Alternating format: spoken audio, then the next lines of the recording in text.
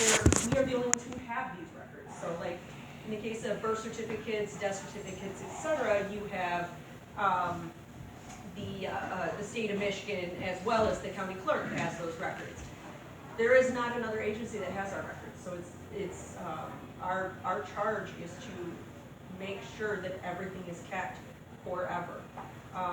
We deal with offsite storage, we store things in a mine offsite, so that's our official backup. We are still required to film, per state statute. And I actually personally will go, from time to every few years, I'll go down and check our film because, you know, film gets old and brittle, but we need to make sure that, God forbid something happen, we need to be able to find those land records and people have to be able to prove ownership of their property. So it's extremely important and we take that very seriously in our office. As you can see, some of the documents that we record, deeds, mortgages, we do record court orders, death certificates, but only when they pertain to a transaction, a land transaction. So we don't record everything. We don't record every death certificate for everybody in the county. Those are all filed with the county clerk. We record them if, say, when a spouse passes away and then the property gets deeded, etc. We do not record wills. So are you the authority as well, meaning somebody needs to look into building an easement along a property in order to build another house behind it? We don't make those decisions. So a lot of those will be made on the local levels. So that your city or township will make those decisions on whether or not like a piece of property is buildable, access, etc. We record surveys as well. So we always recommend, obviously, if you ever have a survey, please record it with us so that it's on public record. You have a land dispute and it's not recorded, it's obviously gonna help you if it is recorded. That's the first thing probably a judge is gonna ask is, do you have a recorded survey? With that said, no, I mean, we generally don't see, even land splits, so like if you do a land split, all of that is actually done with your local municipality, your assessor. What about maybe you file legal as well? Yes, we do. Mm-hmm. Yes, we see those a lot, yes. Labor deeds. Labor deeds. One way of passing on property to another. Mm-hmm. Yeah, transfer upon death is, they'll call them that in other states as well. So yeah, we record as long as so one of the things is we have to go by a set reporting requirements that are set forth by statute. So a document that comes to us has to meet those requirements. So deeds, everything, they're all outlined within the statute, so you're gonna hear us right now. Go ahead, you can go to the next one. So where it says we don't provide legal advice. So your deed is a legal document. Doesn't always look official. Most people think, oh wow, you know, this isn't like a car title. It doesn't look like a certificate.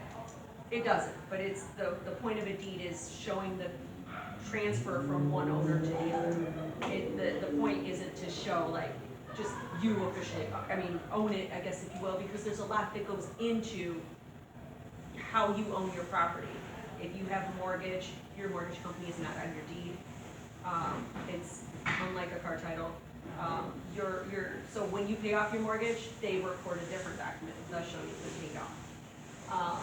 So we can't help you with preparing your documents either. Preparing documents, because again, the deed is any document that you record with us is a legal document.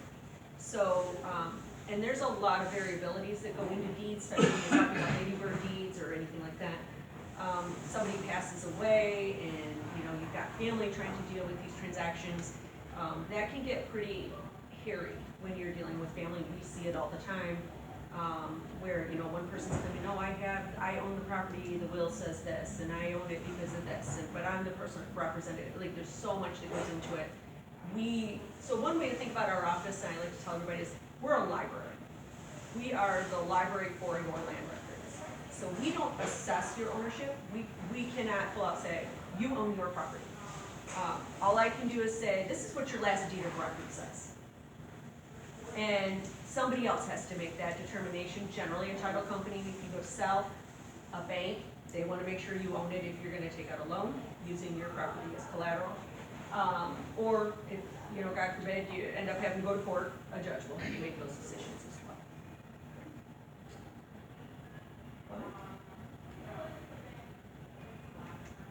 As I said, the biggest reason why we exist is so you can show that you own your property. It's important to have an office that, that's all we do. We only handle your land records, and it's a lot.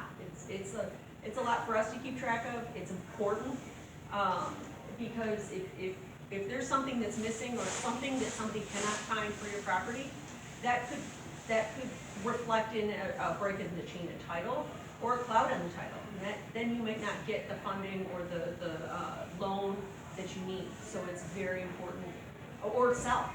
Title companies will not insure the sale if there's a break in the chain of title. And then you gotta go through all these other little steps to then clear that all up so that you can officially sell to the next person and they can feel like they own that property now free and clear without somebody else's interest hanging out there. One of the things, as we talked about already, Ladybird deeds, one of the things we would really like to encourage people to do, and we've been doing this with other departments around at the county, is talking about estate planning, how important it is. One of the things that I've actually learned from doing just our presentations with probate court and the treasurer's office is probate court, or going through probate's not quite what it used to be. Probate court actually does not want your property. You know, they're just interested in trying, they're just facilitating, they're facilitators. They want to make sure that everything is being facilitated properly. They're not there to take your property, they don't want your money, but it's important if you want to try to stay out of probate, or you want your children or your family to, if something happens to you, you set up the estate plan. Ladybird deeds are a popular one. Then it's important to do that. Once all of those documents, like your deed, if there's a trust, however you want to do it, then those come to us so that they can be put on public record. By that point, you know, then, you know, years later, if something does happen and you haven't sold the property, now there's a document on record that says what your wishes are. And with any luck, and actually I'm pretty sure that that means you should, hopefully, fingers crossed, the family will avoid probate for the land, at least, because you've already dictated what you want. Wills do not convey property. So even if you have a will, but you didn't do, say, some sort of Ladybird deed or anything like that, that will doesn't actually convey it. It just says what your wishes are. But there still needs to be some sort of deed or conveyance document that does get recorded with the Register of Deeds that does show the change from the one owner to the other. In estate planning and financial planning, what we were always told and remembered it is, a will is a recommendation to a judge. Yes. But a trust, Ladybird deed, is a order, and they'll execute that, and it's also not contestable in court, the trust. Now, there are other things that go into estate planning Correct. that are non-contestable as well, but if you're transferring property, the easiest and safest way to do it legally is a Ladybird deed. I didn't realize that. Yes. Do you store the whole trust though?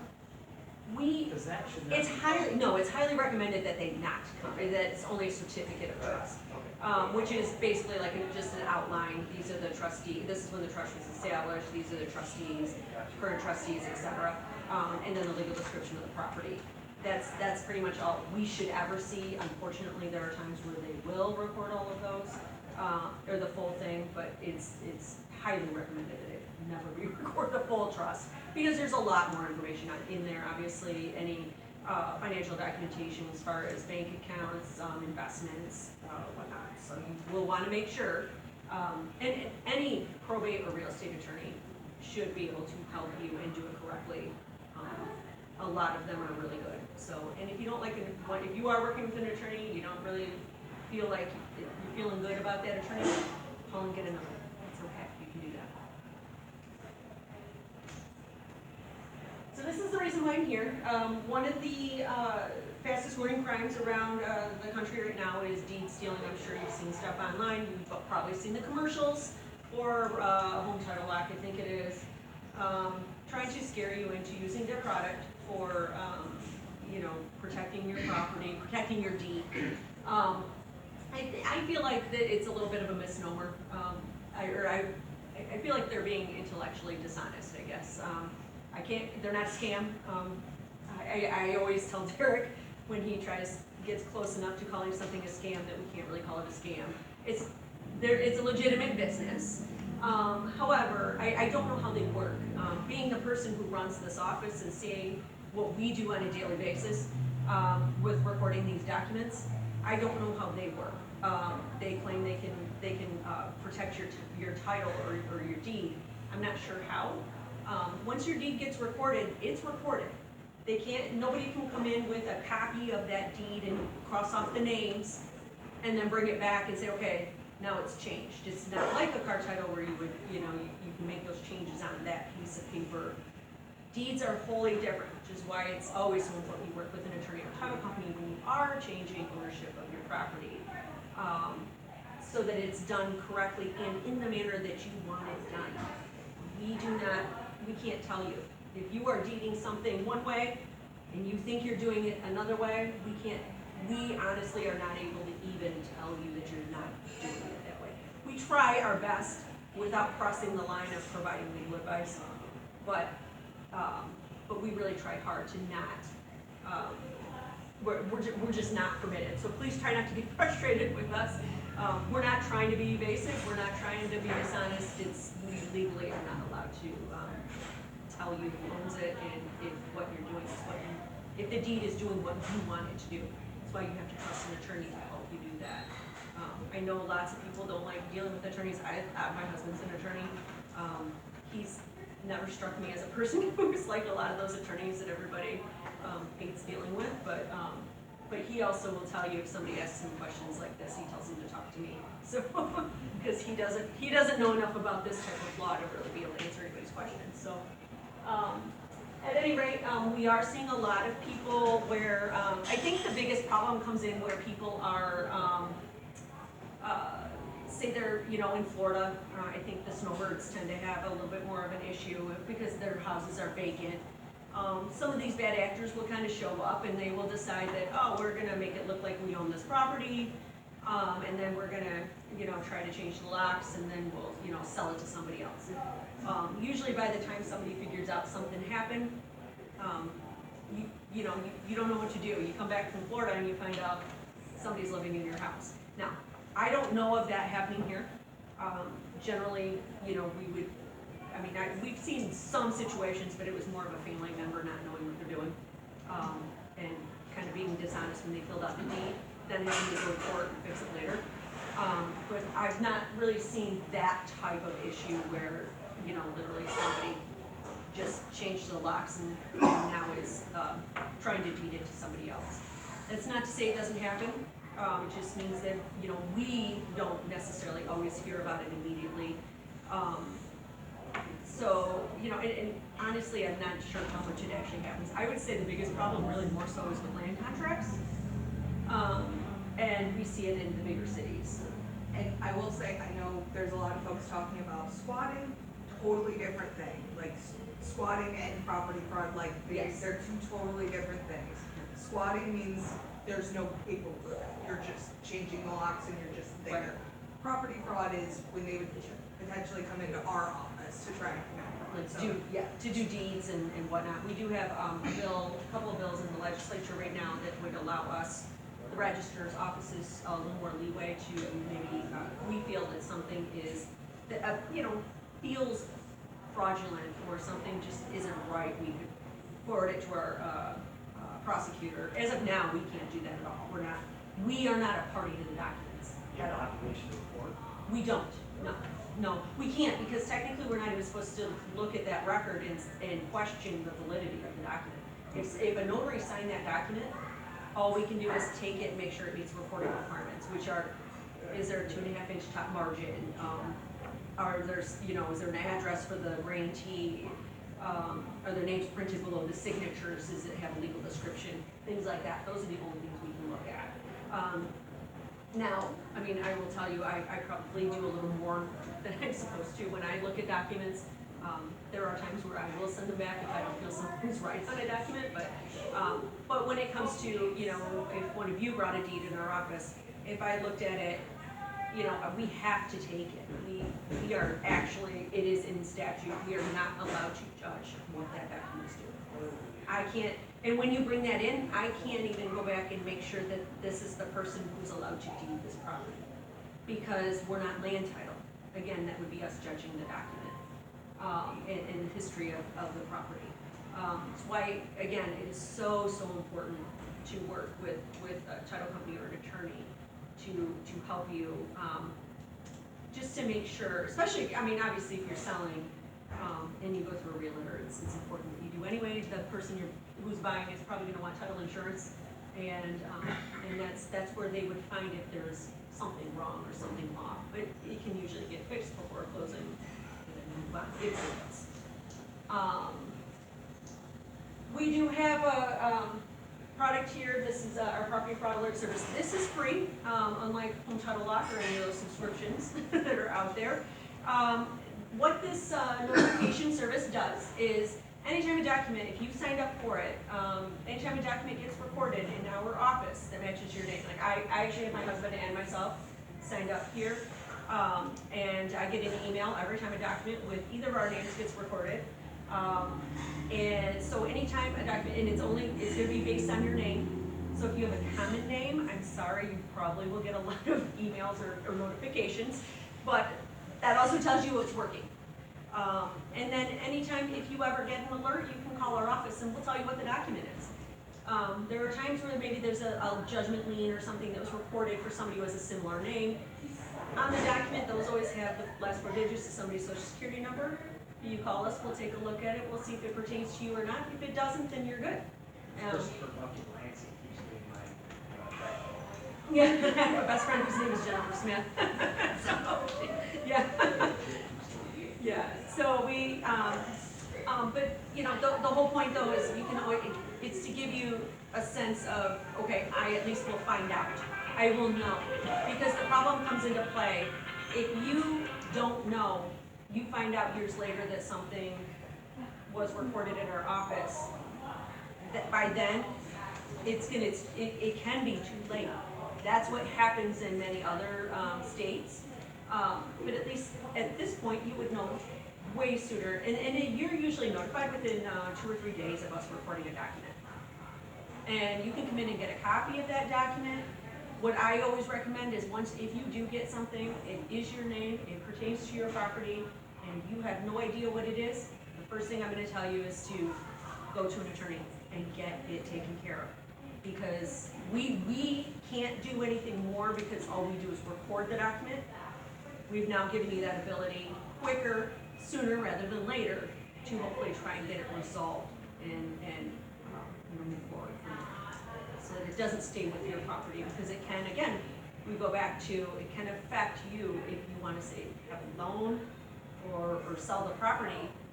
You might not be able to with whatever might have gotten recorded in your office. We have some services here that you can call to.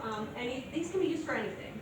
If you want to start working on estate planning, you know, you do get a document that was recorded, or find out that a document that somehow has your name on it, and you want to start exploring how to handle or navigate those waters of getting that resolved. You can call any of these numbers. They'll be able to help you. They are lawyers. Some of them will work with you based on income based. Obviously, there's some 60s plus elder law is really good. A lot of them get overwhelmed. The law schools are a little down, I think, in students with those services, but they will do their best to help you as quickly as they can to get things set up for you. But again, they'll do estate planning, they'll do probate matters, if you just call some of these numbers, or they'll let you know if they can't, but make recommendations for who you can call. And they're not just up in Lansing, they're services. They can direct you to services even down here, you know, in this area as well. I think that's pretty much all we have. I kind of skimmed over everything. I'm not, you know, it's after dinner. So, but I'm happy to answer any questions you have. I typically like to go through these things pretty quickly so that you can just ask questions, so.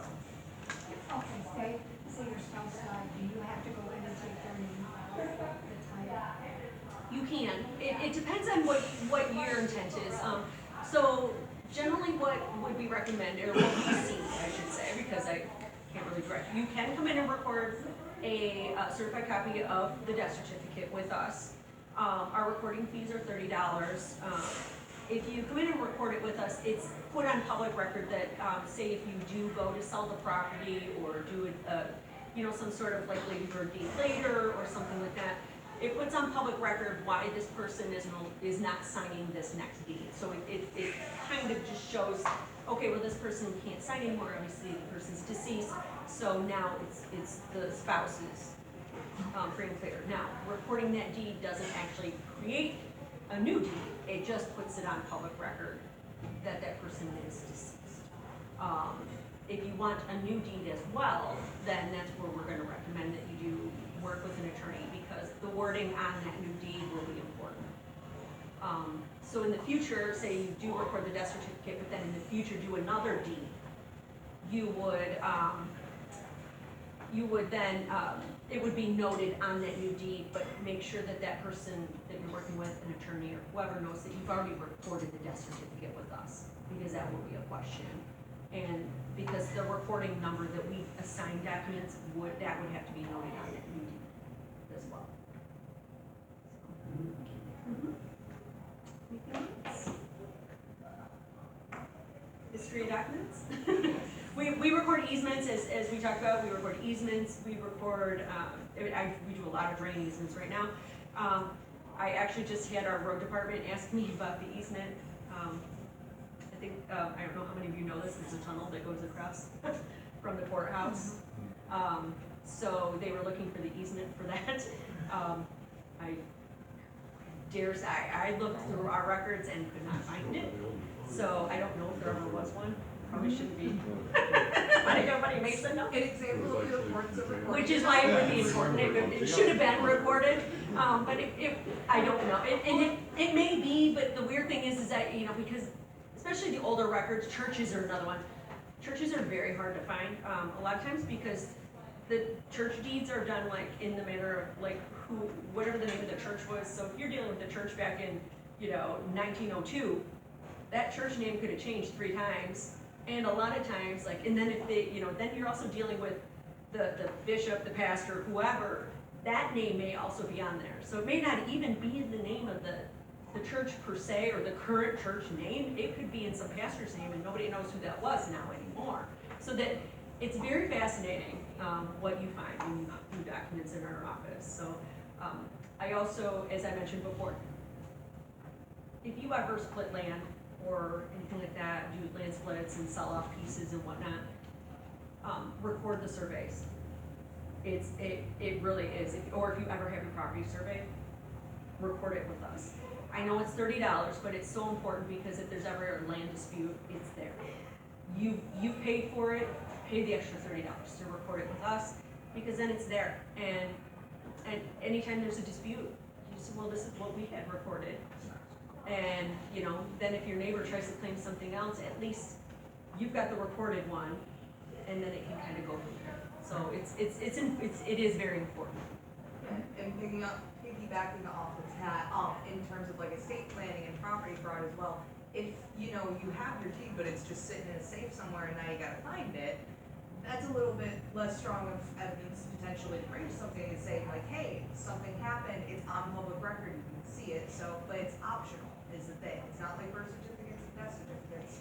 We're not here to twist your arm to record anything, it's still completely optional. Just whenever we're doing these presentations, we just recommend it, because if there is an issue, God forbid, it's potentially going to Yes. do a lot of positives for that situation. In fact, we just got a deed today that was actually signed and notarized in 1998. So, we will record them as long as the original signatures. Probably about 6 months ago, we had one that was actually signed and notarized in 1965.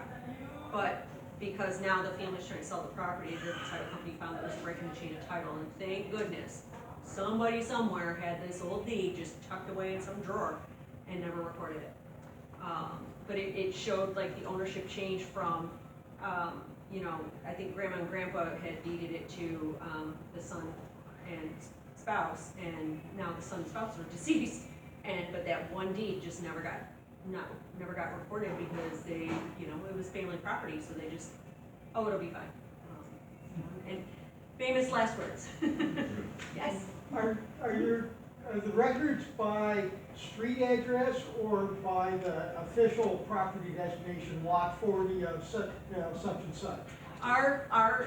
The way we index our records are by name, so we're what's considered a grantor grantee index. So by the names and by the legal description of the property. We do not index addresses and we do not index parcel numbers. Those two items can change, and those really are more related to your taxes. They are listed on deeds more recent, maybe from the mid to late 90s. Today, you will see parcel numbers and addresses. But a lot of the really old documents, of course, you were dealing with rural routes. We didn't even have addresses back in the 1800s and whatnot. So it's really predicated on that legal description. The legal description is what describes your property, not the address, not the parcel. But we will use that information to try and help us. So if you come into our office, if you came in tomorrow and said, I need the last deed of record for my property, we will ask you for your address because we'll go and we'll find what your legal description is. 99% of the people, I know I didn't. I have no idea, I didn't know what my legal description was for my property. I live in Williamston in a condo project, so that's good. That's easy, but when you're dealing with some of the rural property, it can get kind of difficult to find documents, but we will find it, and if we can't, we will try to we will work with like our equalization and tax mapping department across the hall, to have them review the legal descriptions. They can map them, they can read them, and they can tell us, oh yeah, this is the same legal description as this. So we've got a gentleman up there that's worked there for 40 years, so he knows a lot.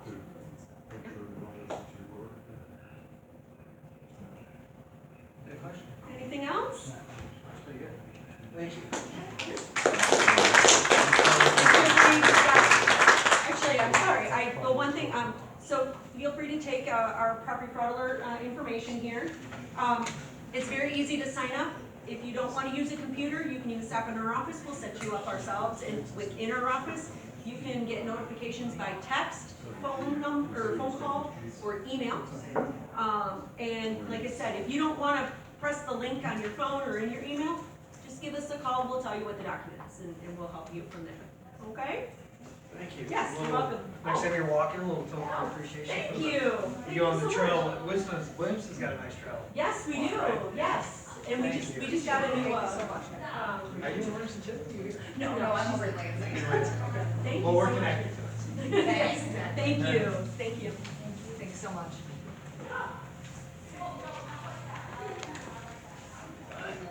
Caitlin, did you want to take that stuff back with you? So I was gonna say, I can leave some of it here, if anybody wants, I can pass it around right now, if anybody's interested, so then I won't leave it for you to clean up that would be later. a good idea. Why don't we just pass it around if anybody wants to take a look? Alright. That's what we're not in a situation where I have. Where you gotta come back and come into our office. It's not a big idea. Are these property fraud same? Yes. Property fraud alert? These are, you said these are the same.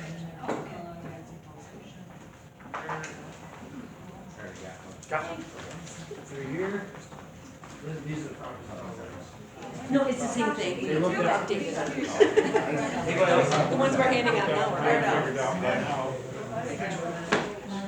Gotcha. All right, appreciate it. And thanks.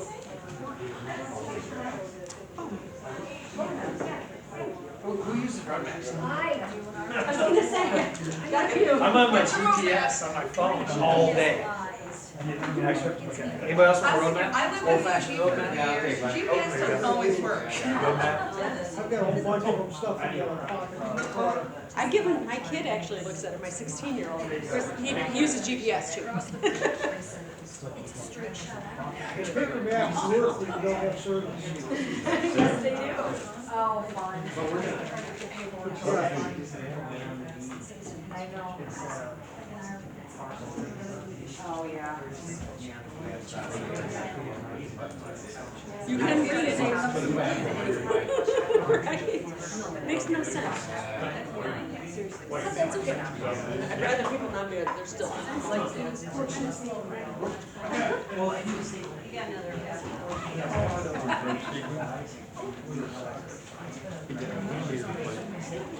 Oh, thank you. It's if we put Jim in front, making sure there's something intentional. Hey, glad we both I love them. Today I'm just like, They sometimes walk off. Kids. Yes.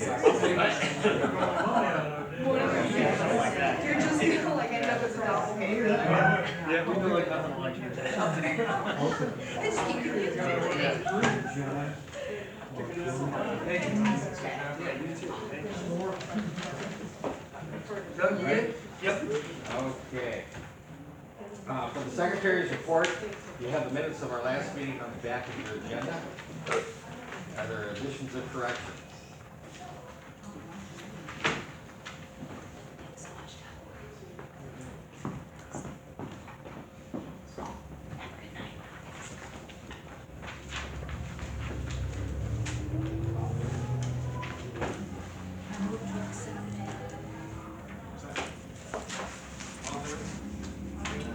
Anyone opposed? A couple other items of correspondence. We have a thank you note from Eversight for our contribution to them of $200 that was made recently. And so you can take a look at their letter if you'd like to on your way out. Also, we have another thank you gift, or thank you letter. It's actually a receipt from the radio reading service for our contribution to them. If you'd like to take a look at those on your way out, feel free to do so. I think that's it. Rich? Administrative account, $7,777.90. I should have taken a few pennies out and got that 77 cents, it would be all seven. Gaming, $14,709.60. Donations, $3,406.30. And I do want to report that, that last bucket of mint money that Terry dropped off on me was $52.23.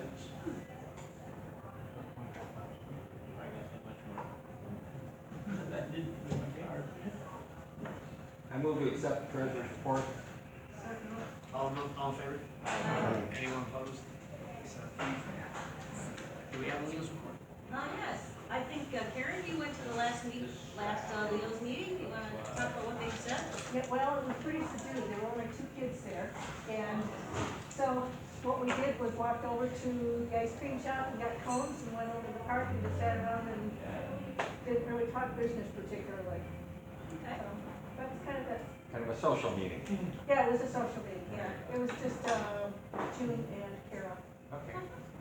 And, I sent a text to Amber and the meeting this week is canceled.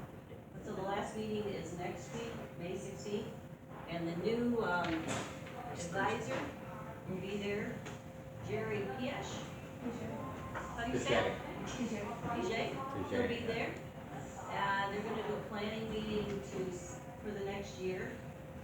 In addition, I would mention that I got some flowers for Amber, and it looks like, Yeah, I put Doug together went a gift ahead, bag like you put a guys. bag just together. did, so. and if you'd like to reimburse me for the flowers, I got them at Costco, and they were only $20. I move we're paying. Let's pay Cindy for expertise. Let's hope she didn't kill them before next week. Anybody want a second or? Yeah, second. Leave it. Awesome. Gee, when, the time and location for the, It's in the middle school, and I'd say if you get there at 2:40, come through the van door, which is, yeah, it's 4. I've been there so many times I don't pay attention. right outside? Yeah, right outside, you just knock on the door, to let you in. Or you go through the school. It's Thursday, right? It's Thursday, the 16th. Next Thursday, yeah, next week. And then Amber's done on May 16th. It's her last day. And Jerry's room is room number 3. in the middle of the building. And so you'll be going from the front door for next year.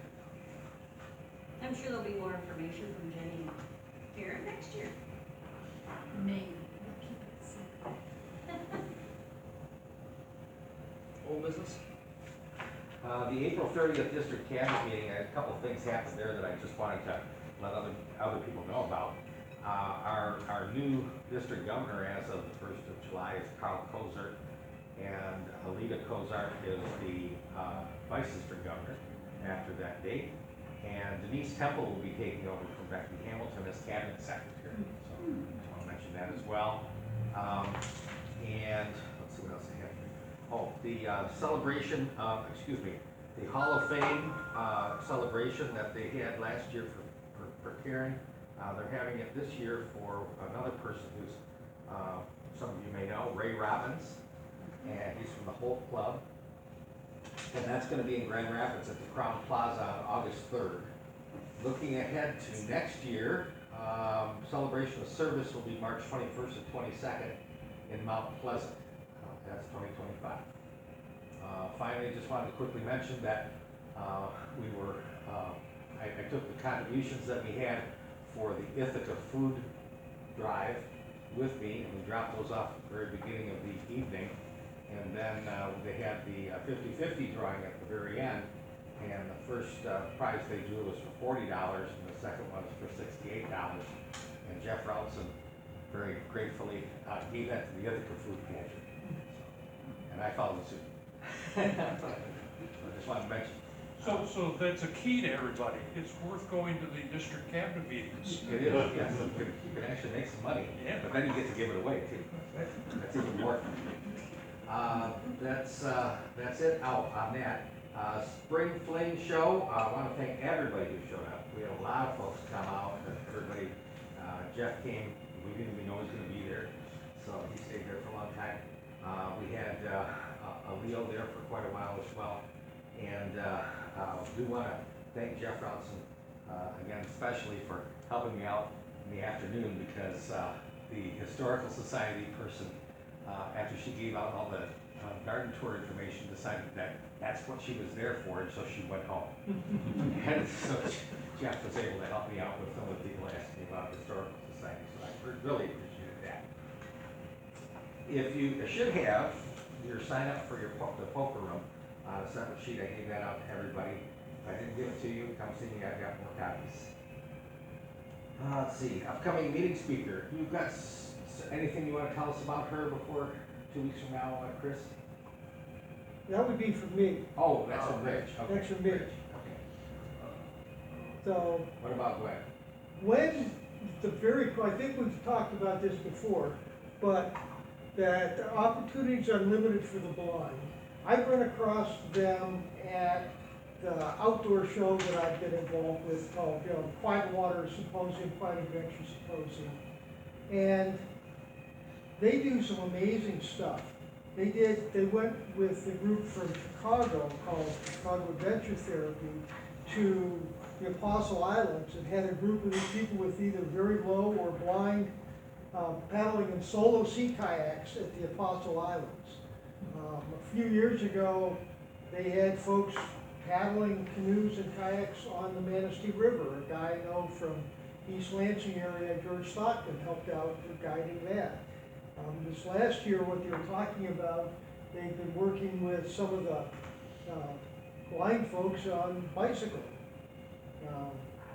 It's pretty amazing stuff, but the group ties back into a camp that we've been involved with for many years before, I don't know what happened, but Camp Tushmahida.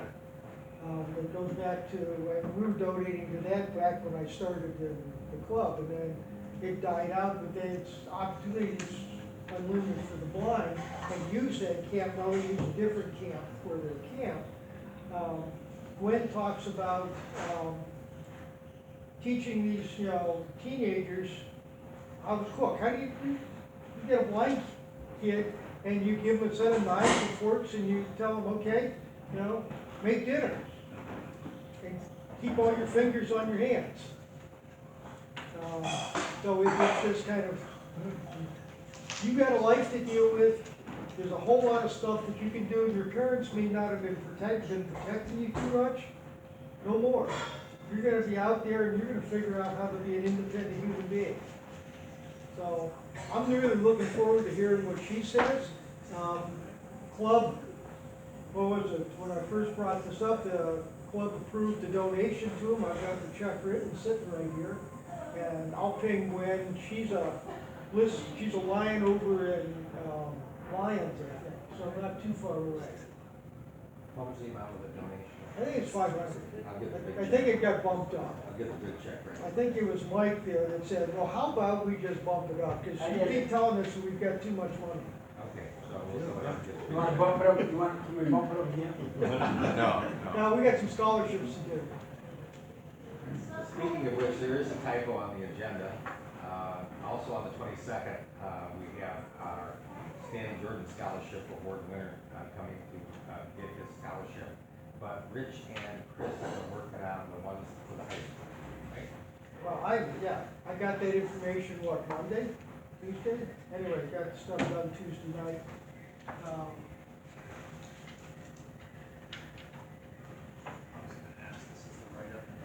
Yeah, so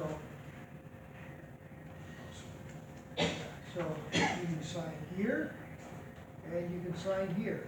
And these are there for you to take care. I don't even probably fold those up again or something like that, anyway, they say envelope. And I don't know if anybody's seen what we put together, but that's the certificate that basically we put out for, I don't know how many years, 10 years or so, quite a while. And Karen had us change the Lions logo last year because Lions changed the logo into something uglier than what was there before. Just about everybody likes the old one better, but they wanted to be sweet. Yeah, all right, so here you go, Chris. All right, so that's, what was that, 7:30 Wednesday? That's coming up on the 15th, right? Yep. And that's all I know about. They do a good job of winding you up and getting you through. But don't forget to take a picture with the winners. Yeah, But they do anticipate you saying something. Well, Dan, that's what I was About the kid wondering. And about the award itself. Who has that information? There's It's no in the- paragraph in there This cover letter is Yeah. the background info? Okay. yep, on the Yeah. child. yeah. Yeah, the cover letter is what we've got in there. Okay. The first time it happened to me, I didn't know that, so that's why I did. Yeah, By the way, Chris, these kids do not know what they're getting or who they're getting it from. Okay. The kids and the parents do not get an agenda. Just the presenters will get an agenda. The parents get the agenda after the presentation. yeah, And if you mention to the child when they're getting the award that you want a picture taken afterwards, you're more likely to get one. Because when I did that, they looked for me after they were done. Yeah, put it back to last year. it's pretty crazy. Yeah, it is. I've done scholarship presentations there probably Yeah. a dozen times. No, so- you know. Yeah. You know what it's like to stand up in your hind legs in front of that Yeah, I guy. sit next to Yeah. Doug. Didn't I sit next to him? First Wow. time? All I know is I haven't had to go for. I was given a Marine Corps scholarship. I thought I said, no, I said next to Shirley's. Yeah, well, So I'm glad we didn't have to go the last 7 years. that one's a long. Doing it for so long. That's all I know, the rest of it is up to you. Sweet. I think, the next person to talk to would be Lynn about the flower plan. Well, the flowers have been ordered, I just can't give you a date on when we're gonna get delivery. I've been told to return it'll be before Memorial Day, but, I can't give you a date yet. When we get the date and the flowers are actually here, I shoot an email out. It takes about an hour and we get it all done. Do we have to go down ahead of time and clear up the boxes or stir it up or anything like that? Flowers, I think last year, the day we did it, I didn't know what space, it was just a couple. Yeah, weeks I and got stirred it there up. earlier than the flowers did, so I got started on it, and it didn't take as long to do, to get things ready. Like the holes. And you got a picnic? Anything past the picnic? I was gonna ask the question. Yeah, another bag of soil in there.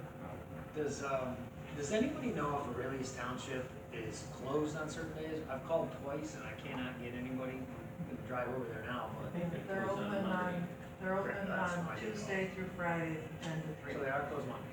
Monday, the 10 to 3. Perfect. Ain't nothing else on the picnic, everybody knows it's 6 o'clock. Aurelius Township Park, same place last year.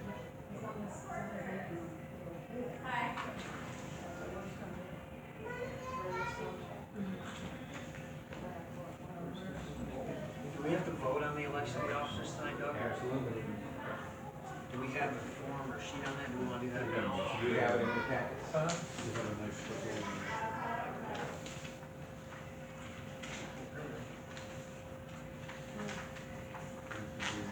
Were there any changes, discrepancies, issues? Well, there's a couple blanks, there's 4 of them. Need to have them filled. Do we have volunteer for vice president? I'm going back down for the second, because I need to stay engaged. Well, you're immediate past. Oh, so I don't have to? Second. Well, Okay. we can put your name on there. Yeah, you can put my name down, it keeps me engaged, and I need to learn more about the landscape too. Okay, so I'll have you down second vice president. I need a first vice president. And 2 directors. I thought we talked Mike Cullen into being a director. Sounds about right. direct myself. I'll be a director. Jeff will be the director. That's gonna be what? Good. He's gonna be a director. Okay, I got Jeff down. That's his name. Anybody else on director? Okay. That's all I know. We Who's got the other Dave will one? do a director.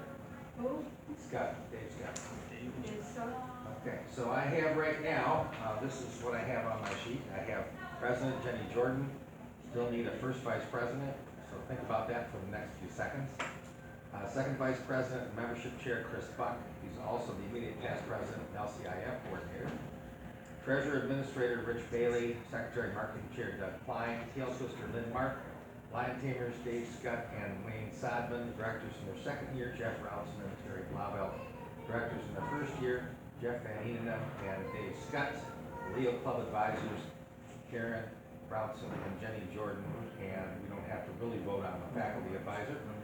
But those are the nominations I have so far, so I move they be elected, but I do need a first vice president.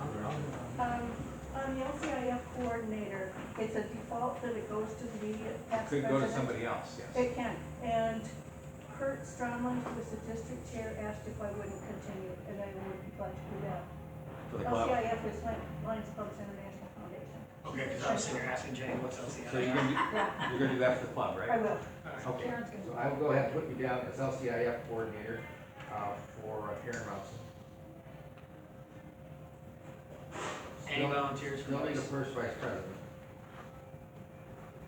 I will say, when you have somebody like Doug and Rich and doing what they do, I'm in a cruise control, just learning this whole year. It's pretty easy. So you guys are gonna leave me hanging, huh? Well, I'm gonna start nominating people, see if they turn it down. I could explain to Caitlin that in service clubs, people don't run for office, they run from office. Who's not here? Yeah, Sid, where's, wait a minute. Where's Sid? Both sets are. Right. Both are fine. Who hasn't held the job for a while, they did a good job, if we'd like to nominate. Terry Blauvelt. I second. I second that. But I think you're president, don't Terry, be embarrassed about it. Terry, we can work then together. you know how to do the job. We can All work right. All right. I want to Go ahead. All right, Doug, you already made a motion to accept? Okay, made a motion including now Terry. Awesome. Is there a second? I So, I thought we already. No, we didn't thought vote. it was already in there. We didn't vote. All in favor? Aye. Awesome. Thank you very much. I'll be able to report that now on our new Lion portal. Great. Which has an absolutely horrible set of reports. Any other old I'll make business? sure I come to this one. No other old business? New business? just an update, and I don't know, Tony, you might be able to help me out on this. I got an email from Dan Snap's wife, Jenny, and he fell and broke 5 ribs. Is what she told me, probably 3 weeks ago, maybe. Have you talked to him or seen him? Yeah, I or- saw him, he's getting along, he's got oxygen all the time now with him, but, he's doing all right. Okay. So just. He's home. He's home. Was he in the hospital with it? She I didn't don't- indicate it. I don't know for sure about Okay. that. So just to let you know. Is he up to visitors? Like you have to- Well, yeah, he likes visitors to go to his He did house. before. Sometimes you have to call when Yeah. they live there, at the house because they don't hear the phone, Yeah, or hear the people knock. yeah. Oh, I usually call ahead of time. Best to, Make sure that they're not at the doctor's or, yeah, but even if the car's there, sometimes they Yeah. don't hear. so just to keep you updated. Maybe we can get him to, if he's feeling up to it, come to the picnic again. Yes, Yeah, great. we'll try to do that. Yeah. Do the Joker first, or 50? it's 50/50. 50/50.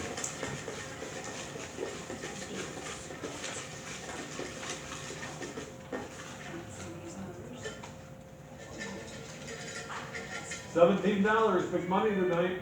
Big money, big money, big money, yeah. Last 3 digits. 838.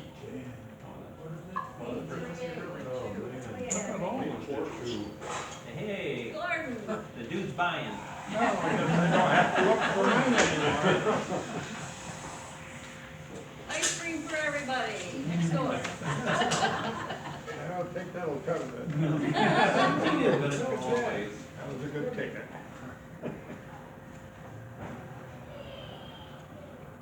Secretary.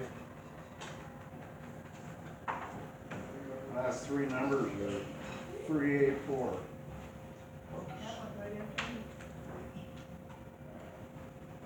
Oh, you're so lucky tonight. That's yours, not mine. And I bought it. Jen, just a minute, I'll get it. Here you go. Uncle Fingers, it's right here. Poke it out You will? Oh, that's his job. He's back now. We're done. Give me, take him and Hey, Rich. You could We still need December, the January, February, March. Next year. We still need the third person. It's good we have that. Well, I mean, him, because I can't get him. Look behind the lines. Look behind the lines. He's still got needs at work, I don't. You got the receipt. Just a couple of quick announcements that I want to just share with you guys. A number of years ago, I bought duck race tickets from the Rotary Club, and I do every year. And it was maybe about 10 or 12 years ago, I won $25.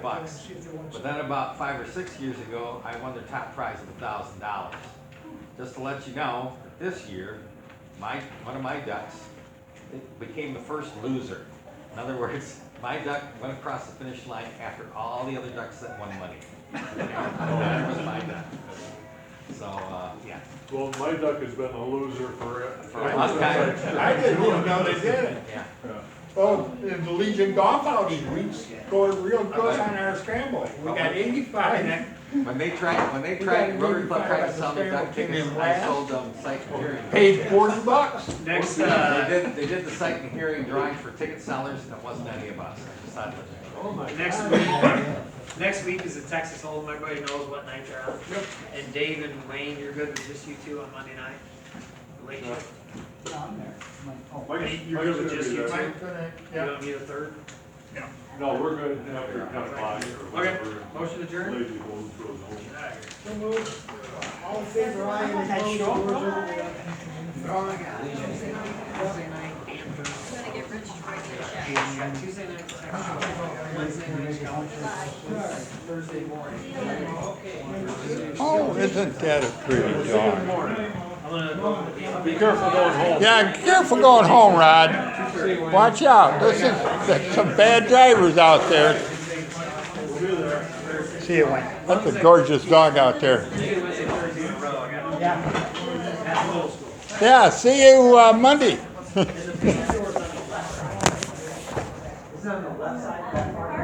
Park in the north parking lot. Yeah. All around the front of the school, Okay.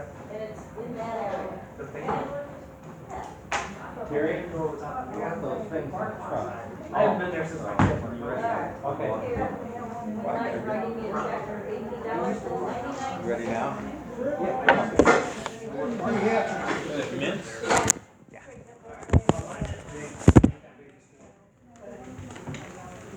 See ya. See ya. Phone to reports. What did you, That's interesting.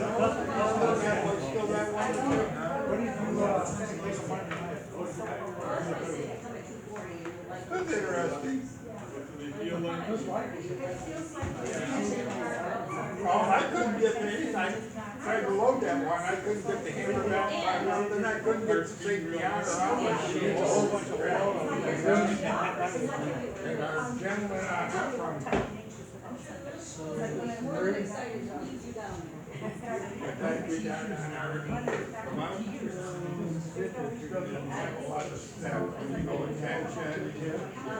No, not a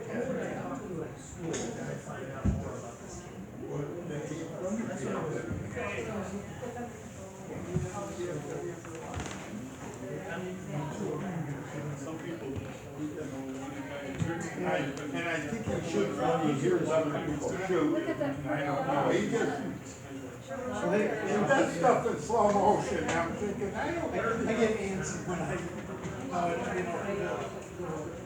the limb guys, new, brand new. I think it's interesting, I thought we were good. All right, I gotta. Are they gonna work with us, or are they gonna just take care of it? You know, my kids were in They national. gonna work with us, or they We actually recognized. Jeff, did you walk or drive? I don't have any phone numbers, so I can't call them. Okay. But I didn't say that. Thank you very much. Yep. Now I gotta remember the cat. Yeah. Sure. Thank you. Got a t-shirt on underneath. Like I said, I was out my dad's helping him get his Jeep ready to sell it. We were fixing it all up. So I was like, oh my God, thank God I had this in my car already. Don't you have a phone that has a beeper on it? Yeah, but it was in my car. And I was in his barn with him, and I got back to my car and I heard my text chime, a reminder, and he was texting me, oh my God. And I thank God I had the sweatshirt in the car, because I went to the gym earlier today and I left it in there. You're out the chair.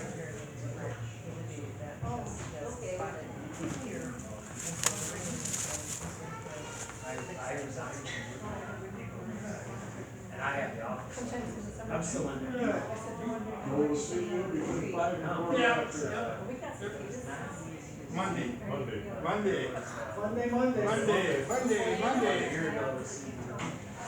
Take care. Yep. I gotta get home and get Oh, this. supposed to take this bag? Now that we're not doing this on Sunday, my wife wants to go fishing. What do you do with it? Where's the stuff? Right there in the bag. I thought it was that. I was gonna take the whole bag. No, don't take my stuff. That's chock full of stuff.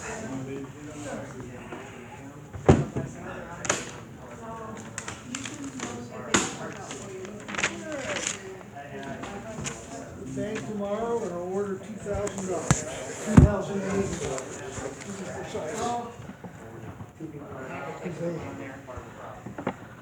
Like to have a heads up on all those $1 bills. Oh, yeah.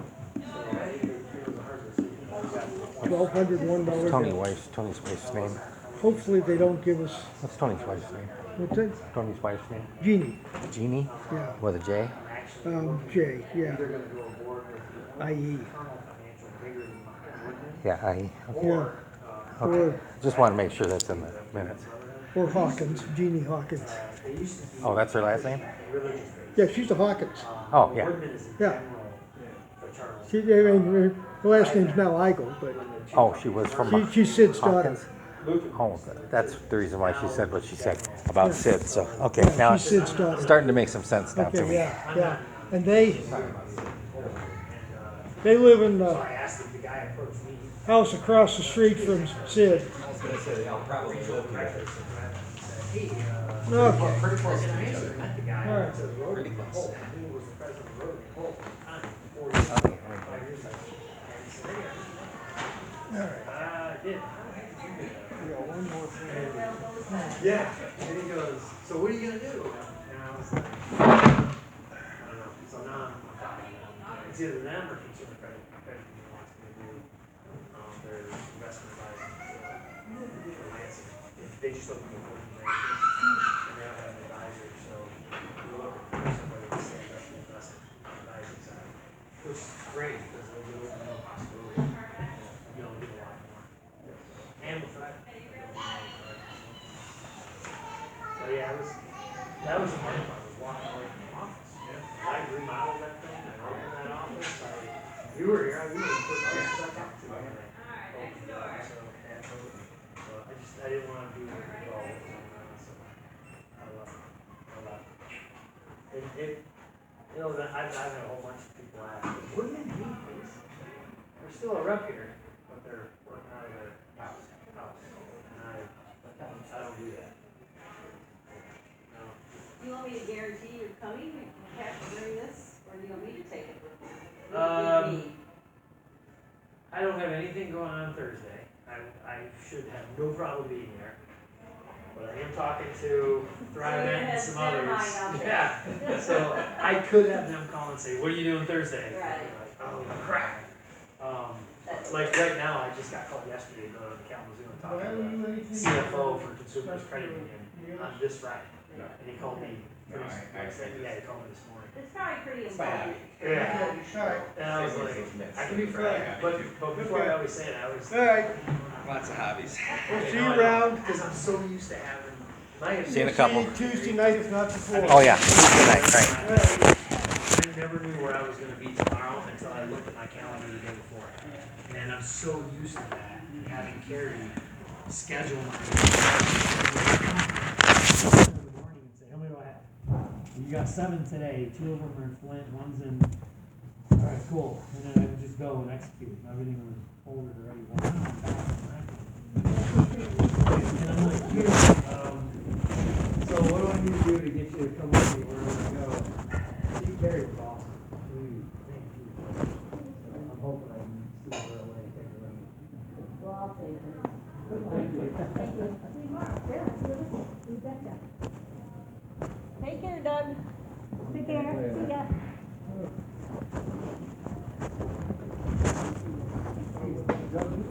What's that? You know, Yeah. I think this is the principal. Doesn't ring a bell with me. She's the one who used to be the scout. Oh, okay. I just want to talk to her, get a little background.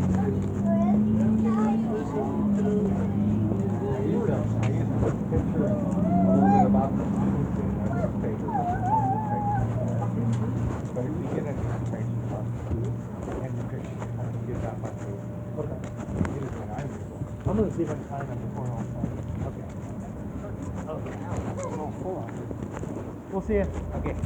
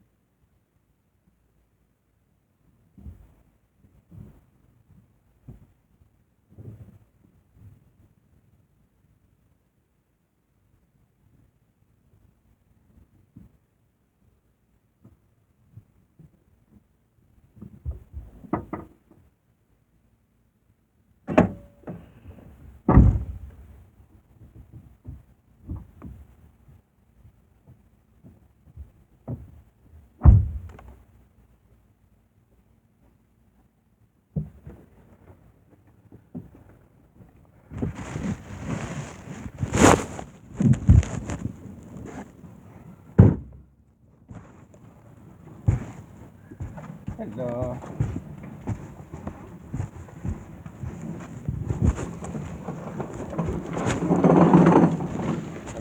How was your meeting? Oh, just fine.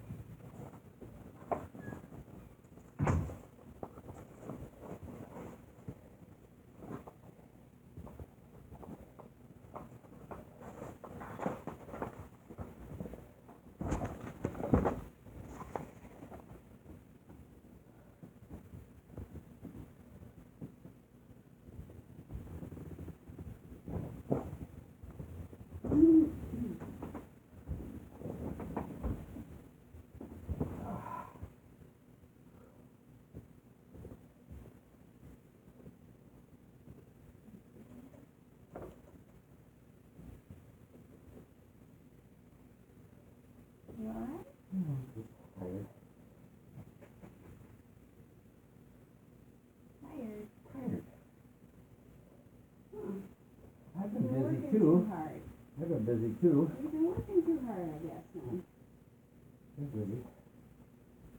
Yeah. But was it worth it? Oh yeah. You got your minutes done and all. We got our officers elected too. Oh, good. What are you? Let's go with that. Okay.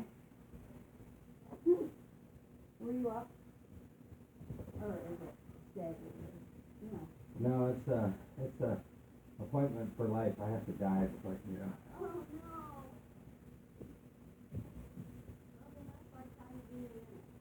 Well, they must. They, I had to talk to Terry Blauvelt and being the first vice president. So.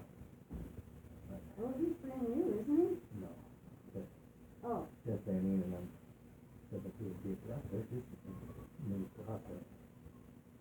So The director? they're responsible for board meetings. Oh. For the board directors. Oh. When Stan was around, Stan was a permanent director. Okay. Because he was always in charge, as far as me. Okay. Oh, That's separate from vice president and president, huh? oh yeah, yeah. So anyway, so vice president now is Terry and president's Jenny. Oh. And then the second vice president is Chris Buckingham. Oh. He said he kind of screwed up this year, he wants to try it again. Okay. Hey, you know, you can't lose your job. Well, I gotta give the guy some credit, you know. I wasn't pushing him into it right away, but he said he was ready to get in the rotation again. Good.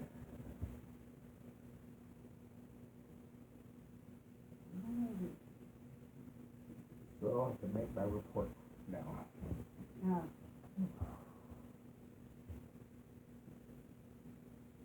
So I went and visited Kathy. Pretty much the same.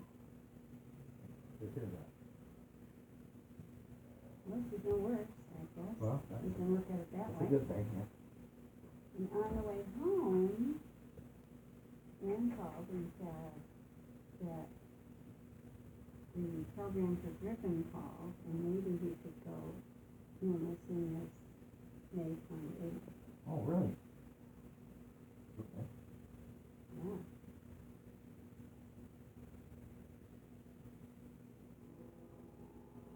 But, Yeah, well, but once he's there, then he's there. Doesn't get picked out.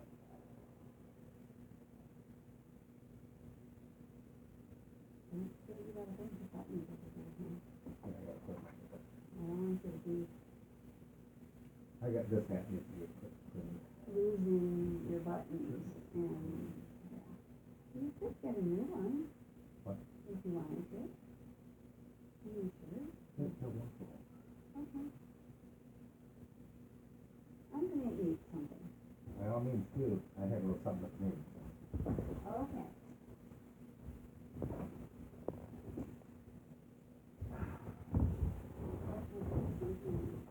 We had, pulled pork sandwich. Oh, that's funny.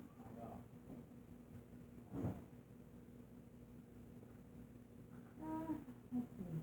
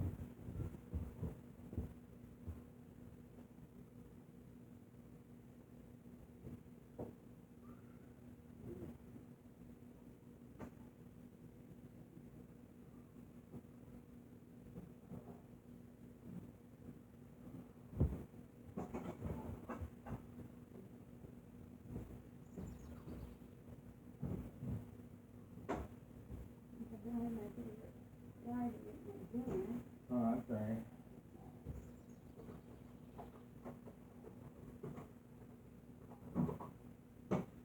Got pasta salad here for you. Pasta salad?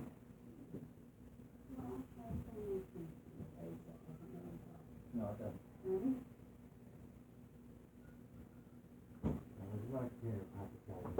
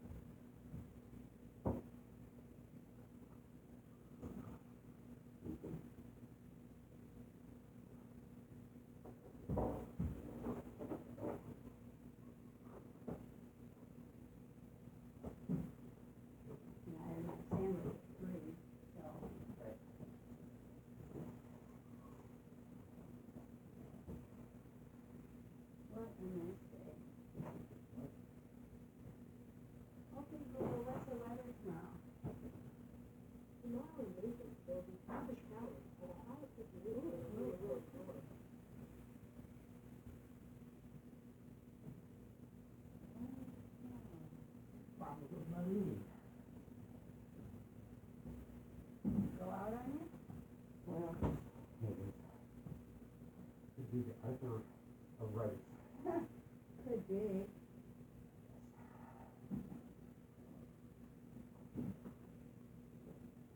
Well, we have dogs on both sides. Andrew has a new dog, and these folks, the kids have a new dog. Oh, wow. Standard poodle. Oh. Well, they were saying when we walked the yard, they will announce it. They will.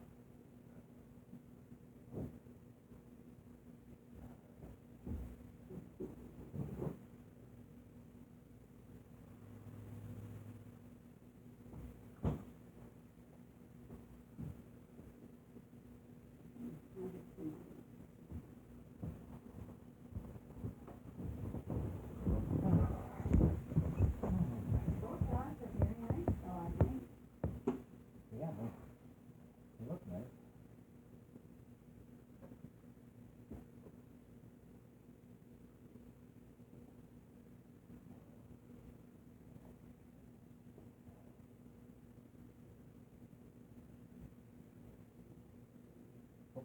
Hope none of them are named Cricket.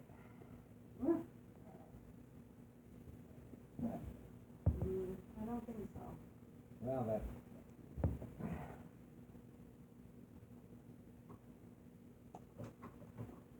Kind of a cute dog name though, yeah, but I don't think it's gonna be popular. no, probably not anymore.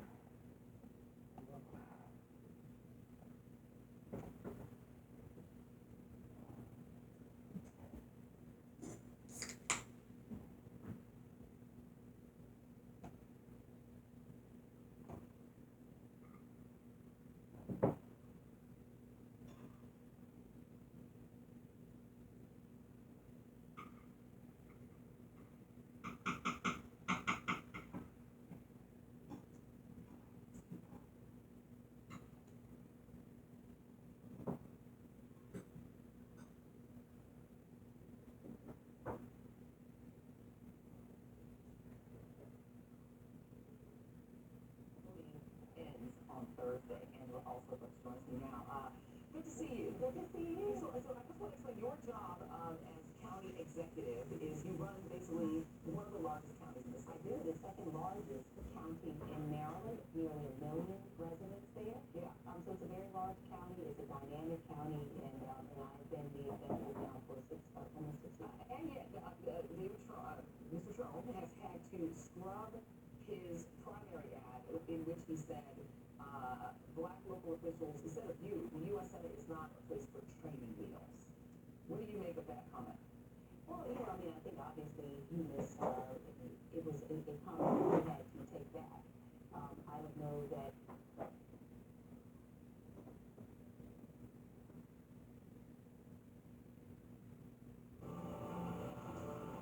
Hi everyone, happy Wednesday, 12 o'clock in New York. It seems that nothing triggers the ex-president like the sometimes angry, frequently uncomfortable, always compelling testimony of a woman whose story Trump tried so very hard to cover up that he ended up getting indicted. Newly released court transcripts show that the ex-president's outbursts earned him a stern rebuke from Judge Juan Merchan. Here's how it all went down. Judge Merchan saying to Trump's attorney, Todd Blanche, this quote, I understand that your client is upset at this point, but he is cursing audibly, and he is shaking his head visually, and that is contemptuous. It has the potential to intimidate the witness, and the jury can see that. Trump's attorney, Mr. Blanche, quote, I will talk to him, Judge Merchan, speaking for the court. So I am speaking to you here at the bench because I don't want to embarrass him. Mr. Blanche, I will talk to him. The judge, speaking for the court, you need to speak to him. I won't tolerate that. Mr. Blanche, I will talk to him. Now, one of the moments that inspired that and angered Trump so much was Stormy Daniels' description of part of their encounter in a hotel room in 2006. For reference, here's how she described it on camera for 60 minutes in all its cringeworthy glory. It started off all about him, just talking about himself, and he's like, have you seen my new magazine? He was showing you his own picture on the cover. Right. And so I was like, does this normally work for you? And he looked very taken back, but he didn't really understand what I was saying. This is, talking about yourself normally work? And I was like, someone should take that magazine and spank you with it. And I'll never forget the look on his face. He was like, what was it? I wouldn't even ever spoken to him like that, especially, a young woman who looked like me. And I said, give me that. And he eyes me on, you wouldn't. Hand it over. And so he did, and I was like, turn around and drop him. You told Donald Trump to turn around and take off his pants? Yes. And did you? Yes. So he turned around and pulled his pants down a little, and then he had underwear on and stuff, and I just gave him a couple slaps. So now, here's how Judge Merchan described Trump's reaction when Stormy Daniels recounted that moment in front of the jury yesterday. Quote, one time I noticed when Ms. Daniels was testifying about rolling up the magazine and presumably smacking her client. And after that point, he shook his head and he looked down. And later, I think he was looking at you, Mr. Blanche. Later, when we were talking about The Apprentice, at that point, he again uttered a vulgarity and looked at you this time. Please talk to him at the break.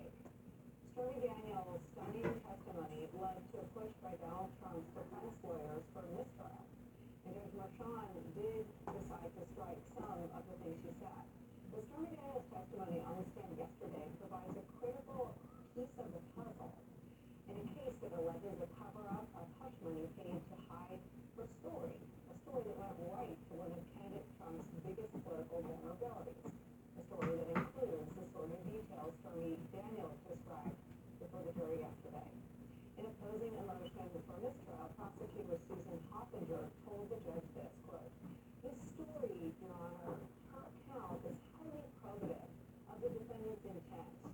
His intent and his motive in paying this off and making sure that the American public did not hear this before the election. It is precisely what the defendant did not want to become public." Now, Stormy Daniels is set to return to the stand tomorrow to continue with her cross-examination, most likely a redirect by the prosecutors, setting the stage for another key witness. As he puts this, in the weeks ahead, Mr. Cohen is expected to take the stand and connect the dots between the salacious details and the substantive documents. Testimony from the woman paid for her silence, highlighting Trump's potential criminal intent in the Trump election interference. Nationally, trial is where we begin today with some of our favorite reporters sometimes. Lucky for us, we have a full table. NBC News correspondent Yasmin Vesuvian is here. She was inside the courtroom for us yesterday. Joining us at the table, New York Times reporter Kate Christopher, who's been down there as well, covering the story for the New York Times, and MSNBC National Affairs analyst Tom Howland is here. You didn't see it, but you made a glorious late Hollywood headline. Good sight to see you.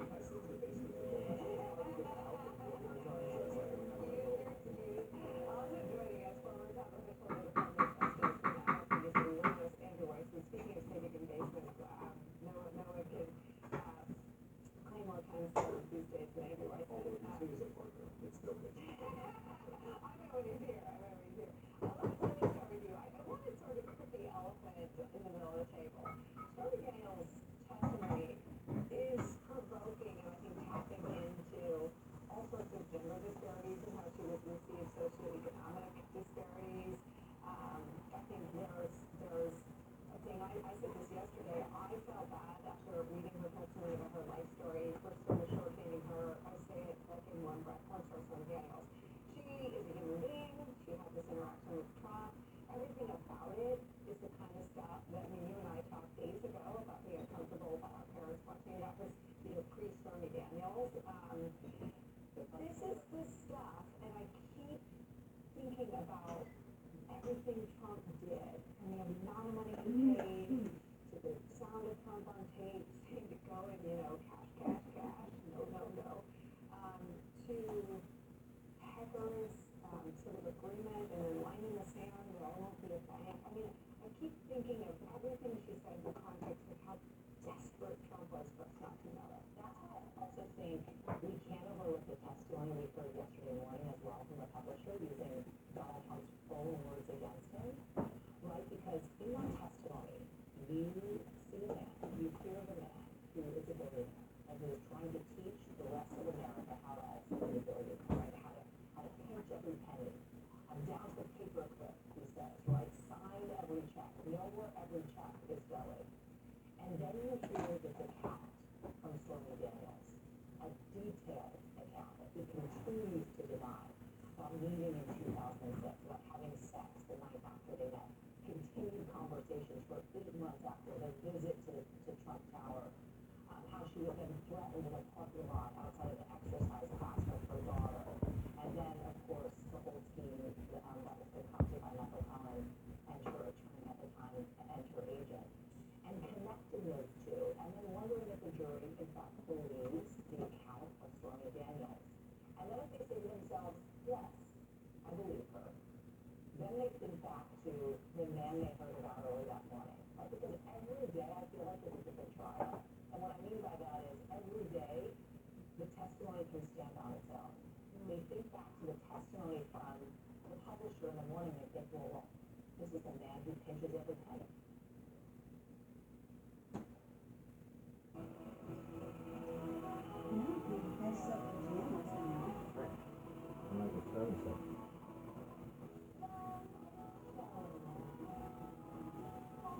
Did you get those? Did you have her?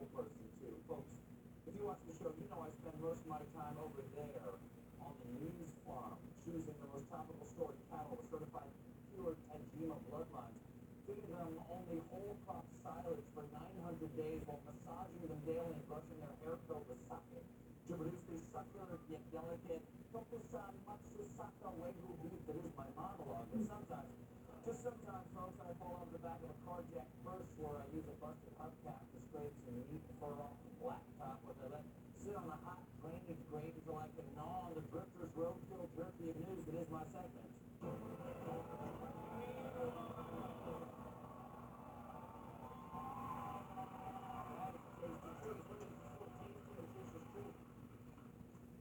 Meanwhile, Arby's new menu items include a Beyonce-inspired horsey sauce. Because you know Arby's slogan, we have the tremendous pressure to appear relevant in the crowded media landscape. Meanwhile, in hideous pockets, new video has gone viral of a Cybertruck owner who broke his finger trying to show that the vehicle is safe. Jim, I'll put my see if it crushes my finger because everybody did that. Oh, well. If everyone is asking, what choice do you have? Quick question is, what happens when you stick your dog in a hornet's nest? I mean, everybody's asking. And you've got a camera right there. Now, because he does his own research, he did make some preliminary scientific inquiries. But first, I'm going to test it out with this stick. This is exactly what I'm going to do with my finger. I'm going to put it right there, and hopefully my finger doesn't break like that. Oh, I'm sorry. The correct answer is it broke that stick, so I will not put my finger in there. Anyway, point proven. That thing is clearly very obviously going to hurt you if you stick your finger in it, so no need to find out, right? Let's find out. Alright, let's give this another shot. Close the Cybertruck. I'm going to put my finger in right here and see what happens. Ready? Ready? Ready? Congratulations. You passed the test. You are now the new CEO of Tesla.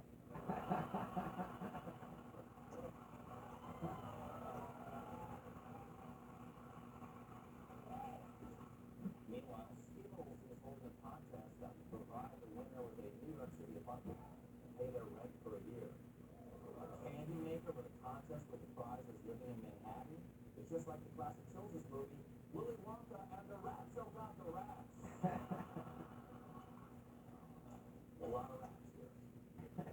One lucky Skittle enthusiast will get to live in Manhattan's first micro-unit apartment building in Murray Hill, all in celebration of the new candy, Skittles Littles. So when you're jammed into your micro-unit, you can tell yourself, I'm not urinating in the kitchen. I'm taking a Skittles Littles pill by the griddle. Meanwhile, so tiny. Meanwhile, in City Nightmare news, a 3-year-old in North Carolina thought there was a monster in her wall, but it turned out to be just 50,000 bees. Go back to that kid who works for the guy who had to count all the bees. 1, 2, hold still. 1. Meanwhile, in Frozen Treat surveillance news, a new Mr. Softee tracking app locates every ice cream truck in New York City, which is great for us, maybe not so great for Mr. Softee.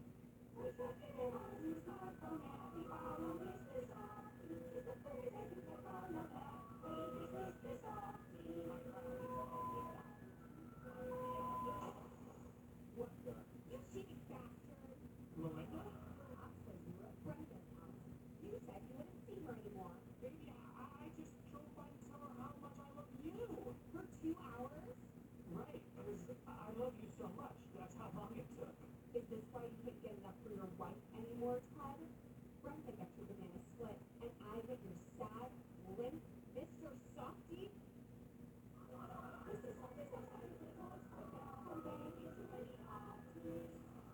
We'll be right back with Tiffany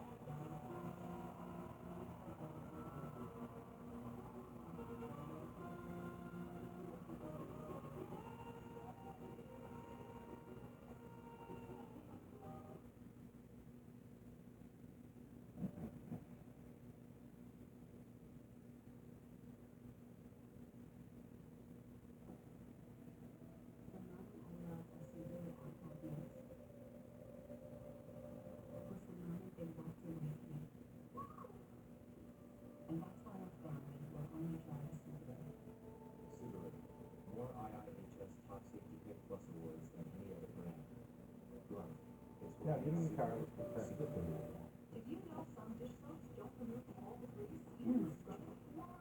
I just wouldn't. Try Dawn Platinum.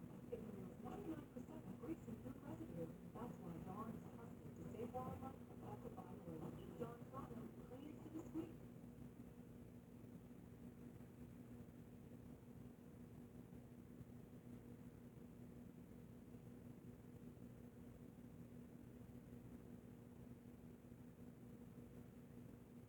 Like Donald Trump's new comments on abortion, saying that some states might choose to monitor women's pregnancies to possibly prosecute women who violate abortion bans.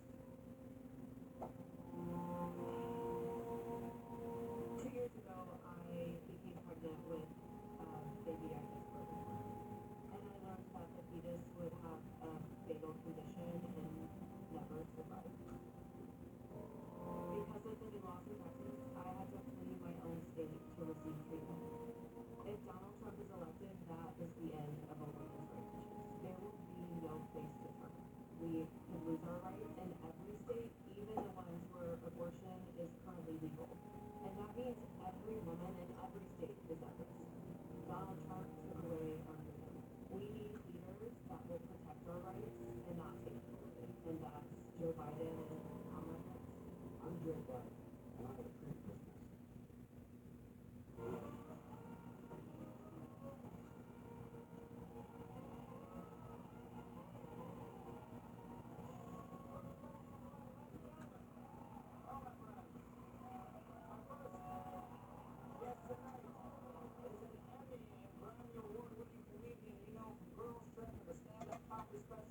She has just written a new collection of essays called I Curse You with Joy. Please welcome back to the Late Show, Tiffany Haddish.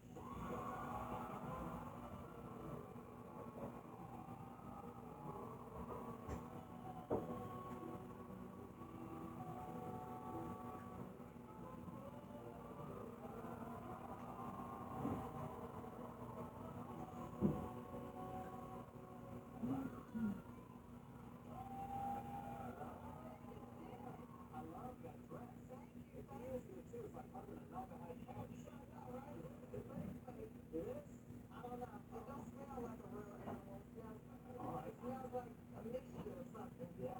Nice to see you again. We've had a lot of fun together on the show. It's been too long since you've been here in person. Yeah, 5 years. 5 years. And the last time you were here, you brought Billy Crystal with you. Yeah. You brought another man. I'm not into that. I brought Billy Crystal to the Zoom. Oh, that's right. That was through a Zoom. I was still saving my heart for you, but then I ran into you at the Emmys and you're with your wife. I should have mentioned that I was married. I should have. That's on me. That's on me. I apologize. Maybe she was not.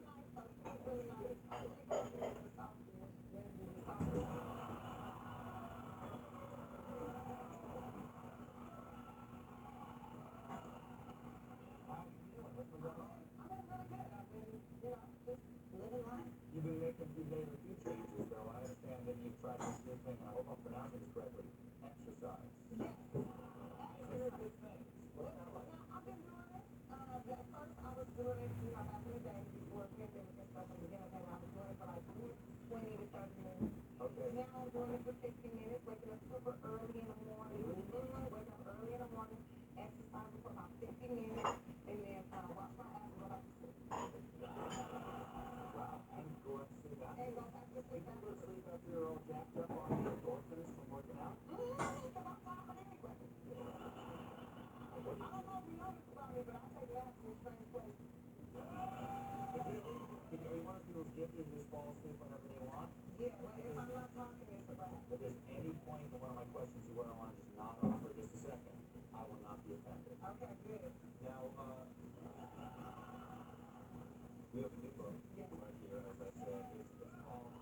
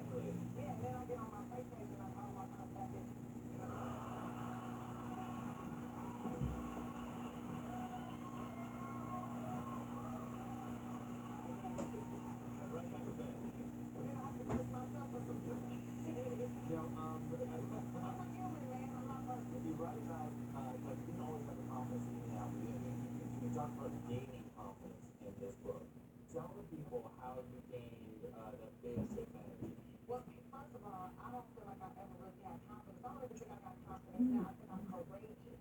Okay? I like challenge myself to like be, you know, hey, big six energy is when, and you should read it. Cause if you had read it, you would know.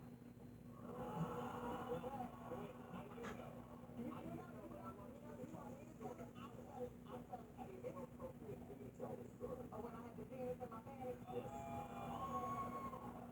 And so it makes it energy. I was just love to hear you say you had penis in your pants. I'll be like, yes, I have penis in your pants. And that's real penis. It was a prosthetic penis. Okay, you know what? Tell me about the time you had a prosthetic penis. Okay, so what had happened was I did this podcast, right? And the host of the show gave me a prosthetic penis, and it was like kind of limp. And it was like sitting on my, I'm telling you, it was my gift for being on a podcast. This is before thing, bro. And so, lots of limps. So, I put it on my dresser, and I would go to the comedy club, and it was just like, you know, I wasn't getting low respect. Like, people were cool with me, but they wasn't really like inviting me to do sets and stuff. And I was like, what's this? Like, it's a boys club. I don't get it. And then one day I decided to put the prosthetic penis in my panties and just see how people treat me. And I noticed I started walking different.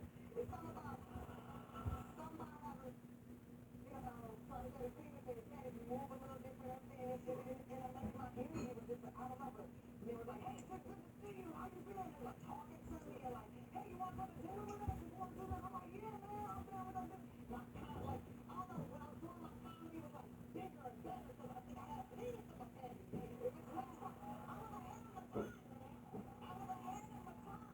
But it's something. When these people were hugging you, how close you were to be? They couldn't feel it. All right. I even wore it a couple times with a skirt on just to see, you know, make sure that it's like, if it fell out, it would have been hilarious. But do you recommend this? I mean, I'm gonna tell you, I walk different. And now I feel like I kind of still carry that walk. Like, if I'm feeling low, I kind of remember like, oh, you know, when people ask me this sometimes, what do you think you'd be doing if you hadn't ended up doing this? If this hadn't worked out? If entertainment didn't work out for me, I think I would be like the best sex education teacher ever. I would be the best. I would teach about proper hygiene. Sure. I would teach about, you know, the different sounds your body makes that nobody tells you about. Like, you know, that I wish somebody would have told me because it made me think that my you know, I thought my little, you know, my technicity was broken. I thought she was enough different. So that's her name, technicity. But she don't stop. She don't quit.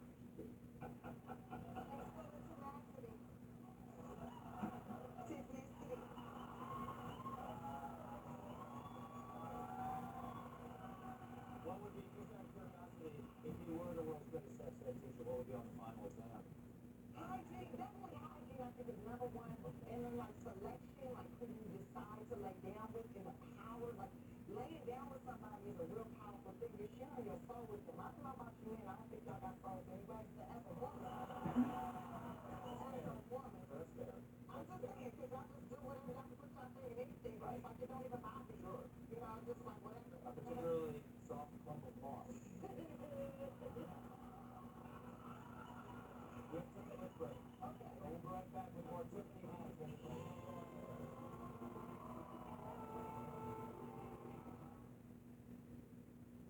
To text this, put in the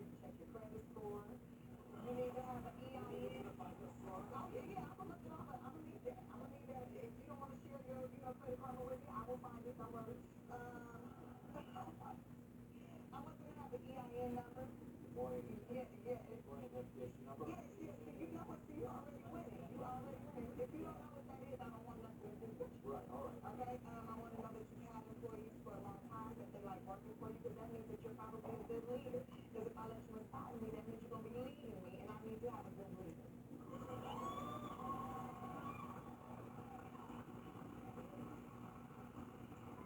I mean, would it be accurate for me to say that you don't want no scrubs? I don't mind if he scrubs the kitchen floor, the bathrooms, if he clean, I don't mind it. I don't mind, I'm kinda like that, I like extra service. You have a lot of revelations in this book, about the relationship with your parents, what it's like to be black in America, the challenges you have having children of your own. Why are you comfortable sharing your life with the world? Because some performers just want to have like their performance life and not their personal life stays out of the public eye. Well, I'm comfortable sharing because I feel like I can't be the only person in the world that's gone through these things. Like, I think people see, like, oh, you're a celebrity, and they think, oh, your life is so perfect and it's so amazing, but it's not perfect. It's really hard and really difficult. And I'm like living in front of everybody, and it's some days, but some days it's kind of awesome. But I want people to know that you're not the only person going through crazy stuff. You're not the only one who, made mistakes. And even if you make the mistakes, that doesn't mean that you're not a good person. It doesn't mean that you can't be where you want to be in life.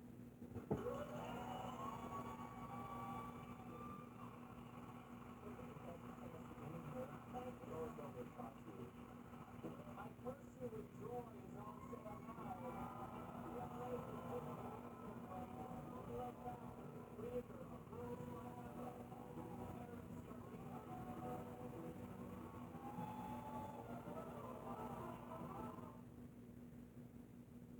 Feeling sluggish or weighed down could be a sign that your digestive system isn't at its best. But a little Metamucil every day can help. Metamucil Oh, yeah. gels, I find her, I just like that. Breath of fresh air. She's on the edge, but she's having fun with it, whatever it is. Marshall's buyers have a very particular set of skills. If you hunt down the latest trends at the time is now. And pick quality very, very seriously. They're highly trained deal-making professionals who travel far and wide to hustle the best of the best for you. We get the deals.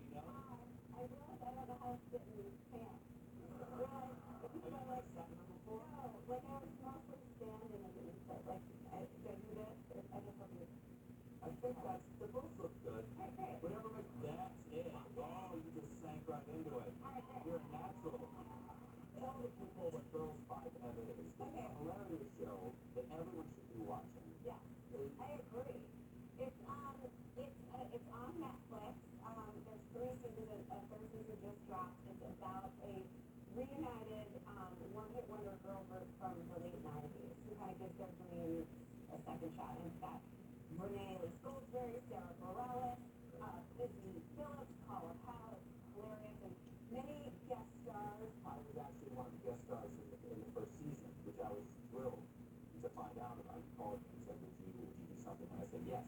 We said yes before you even knew I created the show. Of course. It was like, I would do whatever you want. it was amazing, and we only had, yes, Steven played a character, a Swedish, record, or a Swedish producer, named Alex Music, and there he is, there he is.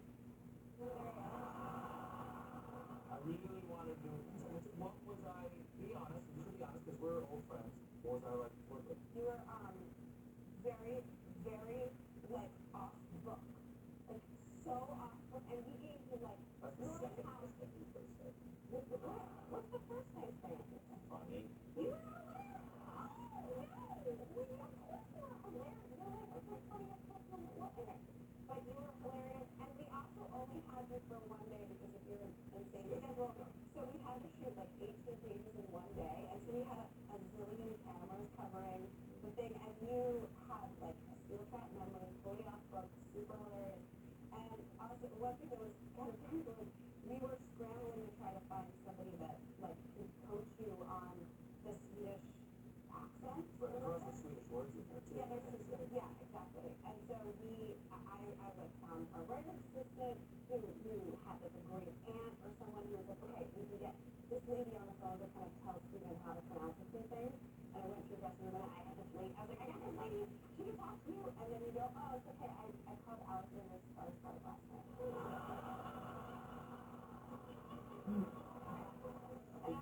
called me back from Stockholm. Yeah. And read the entire script to me. That's how nice he is. And I was like, your life is very weird. It is. Okay, I've known you a long time, and you know I admire your comedy immensely. At what point did you go, this is what I want to do? I think this is what I'm going to do with my life. Well, I will say, like when I was very young, I was the youngest, just like you, your family, and I feel like no one's paying attention to the youngest and I, so I had like unfettered access to television. Just right. So I was raised free-range, yeah, and I love comedy. I watched everything I could watch. I watched, Reruns Best Now. I watched, like when we watched stand-up all the time, like stand-up Spotlight on VH1, like Caroline's Comedy Hour. I've just absorbed comedy. I read deep thoughts books, and I remember being a little kid when I was, I don't know, maybe like 8, and I was lying in my bed, and I said to myself, like, do you have what it takes to kind of be in the world of comedy? And yes. And I was laying there and I said, well, give yourself suggestions so you can be funny about anything. And I thought to myself, dog. I gave myself a suggestion, dog. And in my brain, I just went, my dog, man, my dog is crazy. And then I was like, you got it.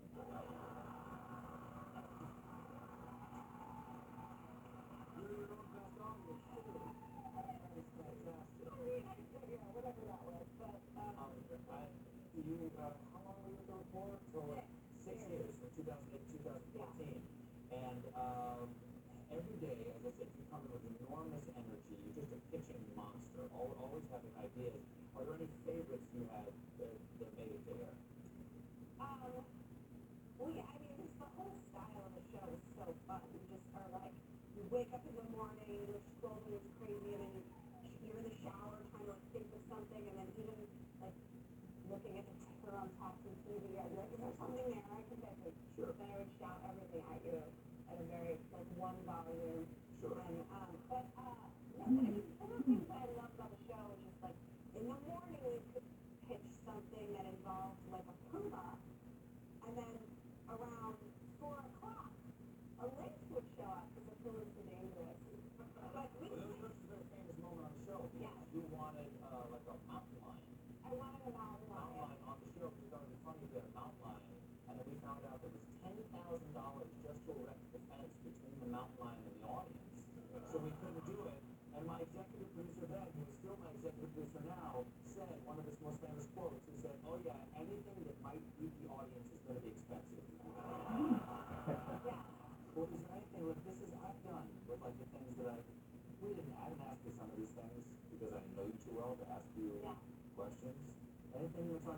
before we go, can I tell you one story about my dad? I brought my parents to the first Emmys that we got nominated for, that I was part of the writing staff. The first year you wrote is the year that we won the Emmy, and it's not a coincidence. And, oh, that's so sweet. I brought my parents to the Emmys, and they loved it, they had a great time. We won, and so I had the trophy, and my dad, who is like a serial entrepreneur, he's had so many businesses, he's been in telecom, quarries, coal logs, like, just everything. He's very scrappy. I'm scrappy like him, so I get a lot of that from him. But anyway, he puts this pair of glasses on me, and he takes my picture. That's it. And then he takes my picture. And then I'm like, what's going on? And he goes, okay, now we just did a picture of Stephen Colbert wearing these, and you both paid $1,000. And I was like, what? And he's like, he knew a guy with an eyeglass store, and he told him he would get him a cheap celebrity endorsement. And I was like, I'm not. I was like, I'm not. You also just wanted to my parents, but I'm not out there. I'm not to mail with glasses. Such a delight. I feel strange even shaking your hand. I know. Love it to meet you. Season 1, 3, and 2 of Girls 5 Eva are available on Netflix. It's Meredith Scardino, everyone. We'll be right back.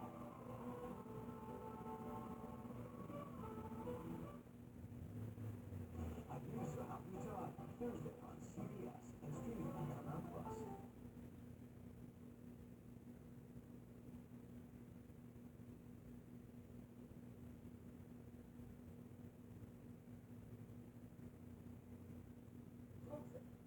Trump claimed to have negotiated a deal with Foxconn, the Taiwanese company that manufactures iPhones, among other things, that would bring 13,000 jobs to the state. We're restoring America's industrial might, and thanks to the hardworking patriots like you, we're making America greater than ever before. It's greater than ever before. To Foxconn and to Terry Go, and to all of the amazing Wisconsin workers with us today and all over the state, I want to wish you good luck and congratulations on truly one of the eighth wonder. I think we can say this is, we can say, the eighth wonder of the world. This is the eighth wonder of the world. Can you say that, really? Well, it's indicating clear this is all an outrageous, almost comically ludicrous boondoggle. As Josh Jezza reported for The Verge in a great bit of investigative reporting, the project defaulted on almost every promise. The factory, the tech campus, and the thousands of jobs simply never materialized. The building Foxconn calls a quote LCD factory, about 1/20th the size of their plant, is little more than an empty shell. Even the handful of jobs the company claims to have created are less than real. Many of them held by people with nothing to do, hired so the company could reach the number required for it to get tax subsidy payments from Wisconsin. Many employees just sat in their cubicles watching Netflix and playing back their problems. The whole thing was a fiction. But there was a real idea, embedded somewhere deep in Donald Trump's rhetoric of America First. The idea of a rebellion against the specific version of outsourced globalized capitalism that we've experienced that really did hit certain sectors of this country very, very hard. And when Joe Biden came to office, he and his team began implementing economic policy that basically asked, what if we took all of that seriously? What if we took seriously the concern that a whole lot of people in this country have been left behind? That the era of outsourcing really did have incredibly damaging effects. What if we tried to change that? So we began with the Infrastructure Act, which has funded over 50,000 projects across all 50 states. The Inflation Reduction Act invested over $350 billion in the climate clean energy, and it's probably going to surpass that amount, actually. It's been so successful. The CHIPS Act allocates billions of dollars to bring back manufacturing in high-tech semiconductors. Today, coming full circle, President Biden unveiled that real plan for the site of Donald Trump's failed Foxconn project. My predecessor came to receive the promise of quote, claiming our country's proud manufacturing legacy. We can discuss today every week for 4 years. We've been sitting here with your Senator Ron Johnson, literally holding a golden shovel, promising to build an 8th wonder of the world. We can look what happened. They dug a hole, those golden shovels, and then they fell into it. Foxconn turned out to be just that, a con. Go figure. Even Fox and Friends had to admit that Joe Biden has succeeded where Donald Trump failed. So be it this new AI Microsoft thing, $3 billion big job creator. That's in where you see, isn't that the same town that Foxconn said, I don't know, 5, 6 years ago, we're going to build a big plant, and they never did? Yes, and that was a huge Trump announcement back then, and he said that the factory was going to be the 8th wonder of the world, but then Foxconn decided to really scale back their plans, and the land is still available, so Microsoft is going in. It's going to be good for those people. Do you see for the audience, the story of these two plans for racing in Wisconsin is the story, really, of Donald Trump versus Joe Biden on domestic political comedy. Donald Trump's policy was a con job. Well, Joe Biden and the Democratic Party really have actually undertaken across the entire administrative state, the entire government, legislatively, a very serious, granular project to rebuild America's manufacturing base, to create good paying, often unionized jobs for people across the country, even in and specifically in areas that didn't work for Joe Biden. And the project is having real results. It is succeeding. Today, that contrast was on full display. Hey everybody, Debbie from Philadelphia. They say that America is the land of the free. Well, right now, people in the U.S. are seeing their freedoms taken away at an alarming rate. Freedom some of us take for granted. The right to vote, equal access to health care, book banning and other forms of censorship that threaten our right to learn. And here's something truly shocking. Right now in our country, hundreds of thousands of people are incarcerated simply because they couldn't afford bail. That's not free, and it's not fair. But there is hope for change.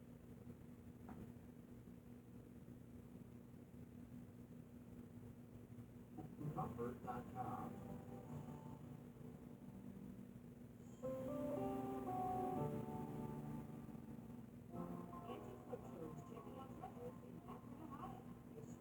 This is the last thing that I expected to see come from the standard.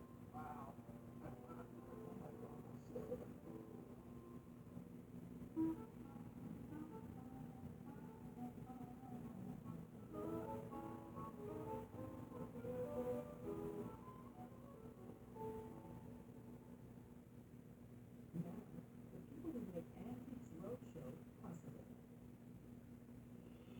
On an American Cruise Lines journey, travelers experience America.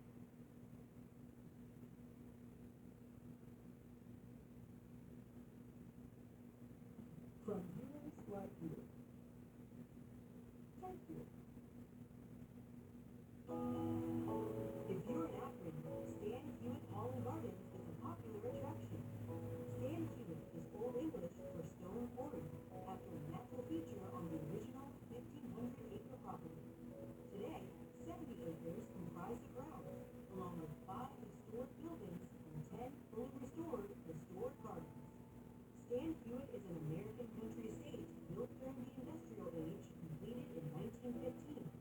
The cost of construction for the hall, including interior decorating and 4 service buildings, was around $900,000. That's over $27 million in 2024. What did almost $1 million get you back in 1915?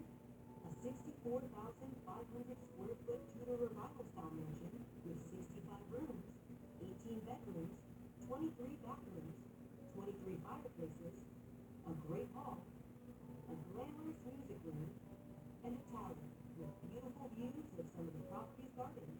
Not too shabby. The beloved home of the Seigerling family is now an historic house museum and garden.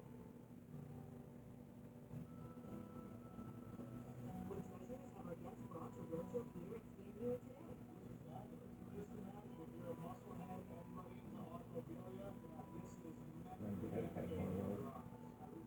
this is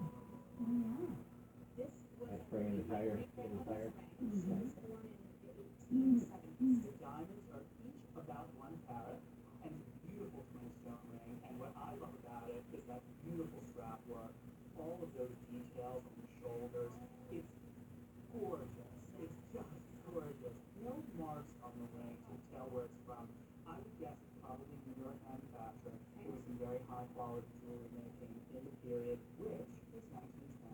1920s, that makes sense, okay. In an auction setting, these rings are so desirable. I would probably say we would easily get between $6,000 and $10,000 for an auction. That's lovely. If I had to insure it, I would easily want to insure this for 20 or 30,000. Okay, oh wow. Thank you, I wanted to learn more about it, that's really why I came here, so please. This is a Masonic Navajo Indian rug that belonged to my great-grandfather. And the story goes around 1930, he found himself in New Mexico. And he did some work for fellow Masons there. And they showed him some type of rug similar to this. And they said, you go to the Navajo Indian Reservation near Gallup, they make them up there. So when he found himself near Gallup, he said, I want to get one of those Masonic Navajo rugs made. And he said, we'll do it. And because he was a construction worker, he put in linoleum flooring in some of their buildings on the reservation and trade for this rug. He passed it on to my grandmother and grandfather, who were also part of the Masonic Lodge. Then they gave it to my dad, who was a Mason. And then when I became a Mason, my father gave it to me, and I've had it for about 20 years. I'm really curious, tell me a little bit about the Masons. Well, the Masons are an organization of men. They believe in God, and they believe in order to serve God, you're supposed to have a positive impact on your family, on your community, and on the world. But before you can do that, you have to make yourself a better man on the inside. So that's kind of the general idea. Beautiful. You know what I love about that is that those doctrines of altruism, they tie into family and community, and so much of those values are really part of the Navajo values. There's some things that really excited me when I first got this and I looked at it. I thought, wow, that's a Navajo rug. And then when I heard that this came from my hometown I was born in, I was really excited. I'm from Gallup, New Mexico, I was born and raised there, and I'm half Navajo. And so when I looked at this, I think it called out to say, like, I want not only to praise this, but I want to learn from this. This, what looks like calipers, what is it's called the square compasses. The G in the middle stands for God. The idea is with the square, it's kind of like a ruler. You use it to make perfect 90-degree angles. You're supposed to live your life justly, fairly, and squarely with others. And then the compasses, you remember from your middle school and high school geometry class, you would use it to make a perfect circle, right? Those things are pleasing to God, should remain in the circle, and those things that aren't fruitful for your fellow man should be outside the circle. This Navajo weaving was woven with commercial yarn. It came from Germantown, Pennsylvania, and in the regular world, we call this a Navajo pictorial. And I find the story behind this is interesting. It empowers the weaving. It creates some dynamic element. I think it's a fantastic example of the connection between people and how we can actually share the same doctrines of these values. There are some other similar examples of Masonic weavings. I think a value that I would put on this in a retail type of situation would be about $7,500. Wow, $7,500. Dad and Grandpa will be and I just didn't know that. They've been wondering that for a while. For an insurance replacement value, I would say that anything like this would be around $10,000 to insure. But for the family, it's the family story, and it gets brought out all the time. And new people get to learn the story. Now that you've had it too, I have more I can tell them. Fantastic.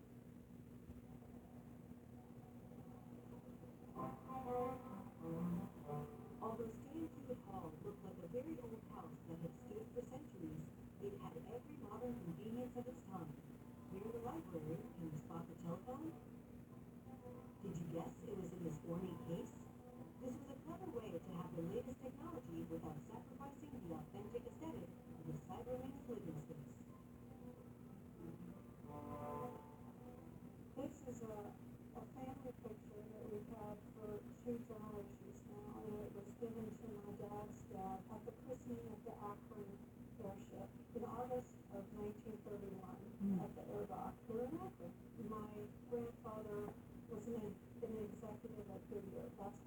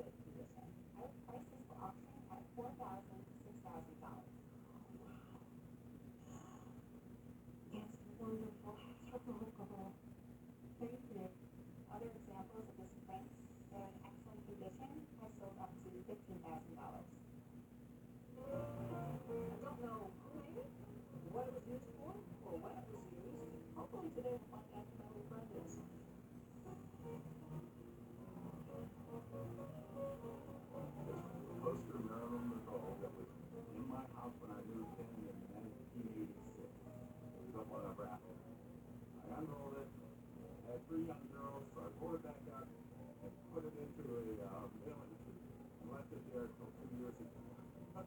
And it was in this issue, 1953, issue of Popular Science. There my little pinup, and it was $2. Yeah.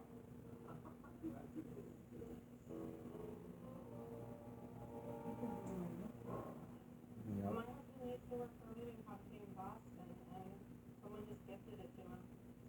Wow. Someone he was moving. Have you had it on your wall? Yeah, it's been on my wall for like 20 years. Okay. Do you have an idea of who the artist is? Ed Ruscha, I believe. I looked him up, but I don't know much about him.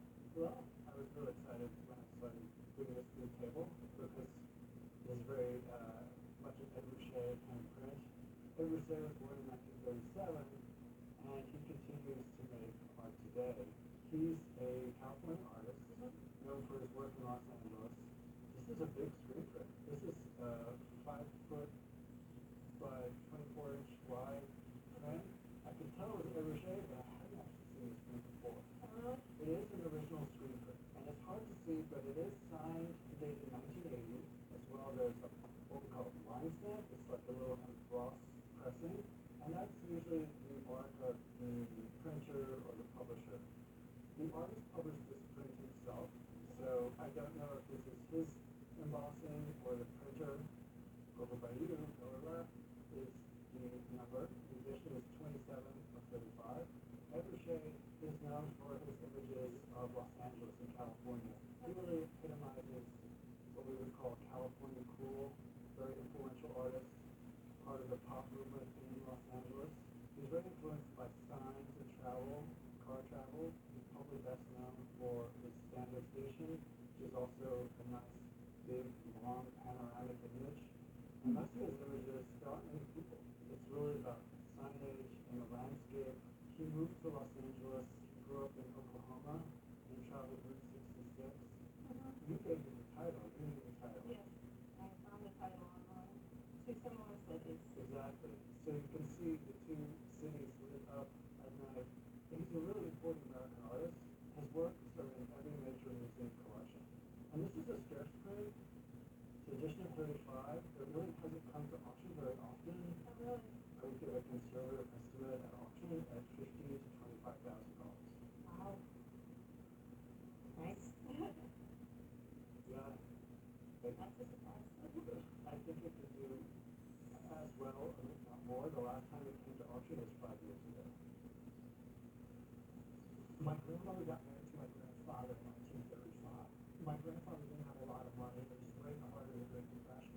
And he gave her a very, very small diamond with a large ring. She always vowed that she would get a larger diamond. Her father passed and she had a bit of money. She saved up money for years, and she went to a jeweler in New York City and wanted the biggest diamond that she could possibly get for the amount of money that she had. That's what it is.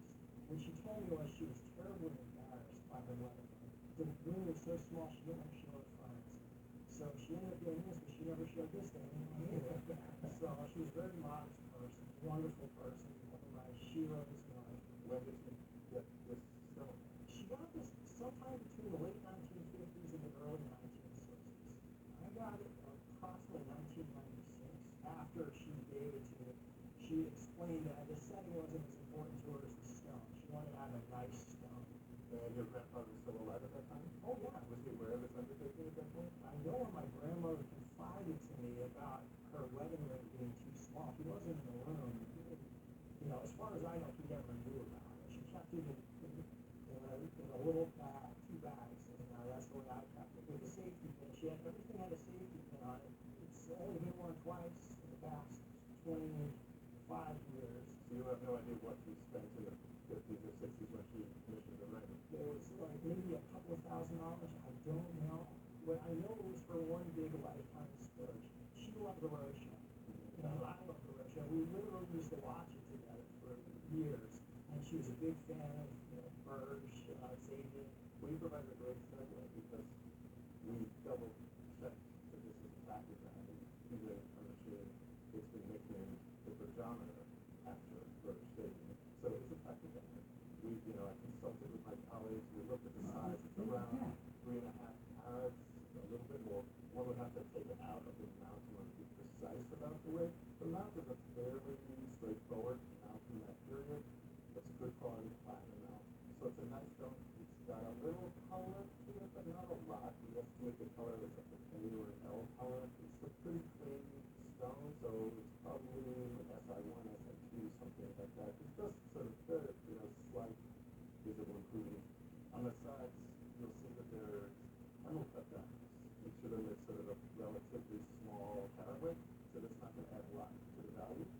view as a thing of importance to the linear picture and adds the whole piece. But most of the value is in the stone itself. We estimate that a retail value is probably at least $40,000.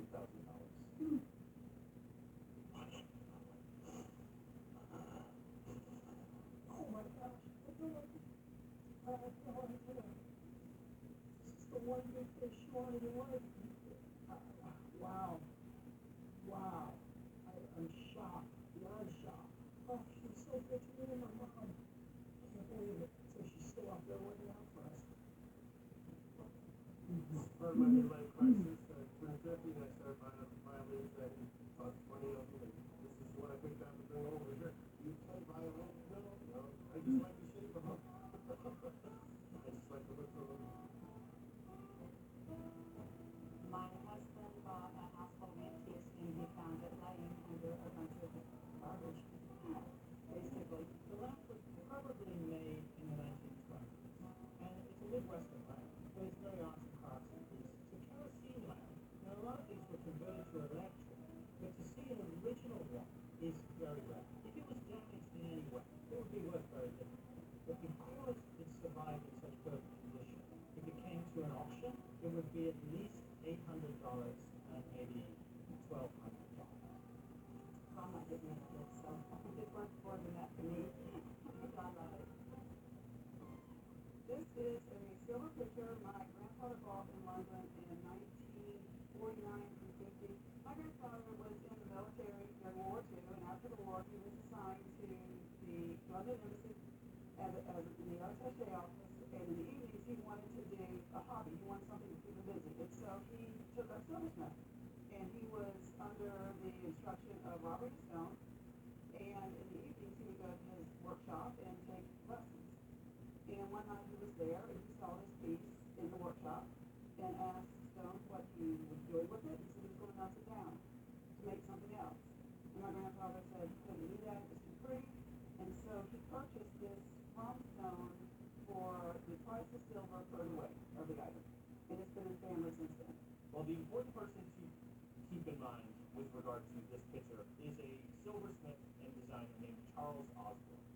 He was English born, came to America when he was 8 or 9 years old, and by the time he was 23, he was the chief designer at a company called Whiting Manufacturing in North Attleboro, Massachusetts. Eventually, there ends up being a fire at the North Attleboro Whiting Manufacturing.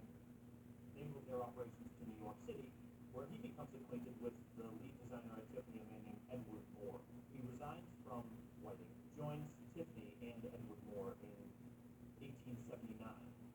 Immediately after that, Tiffany's designs change.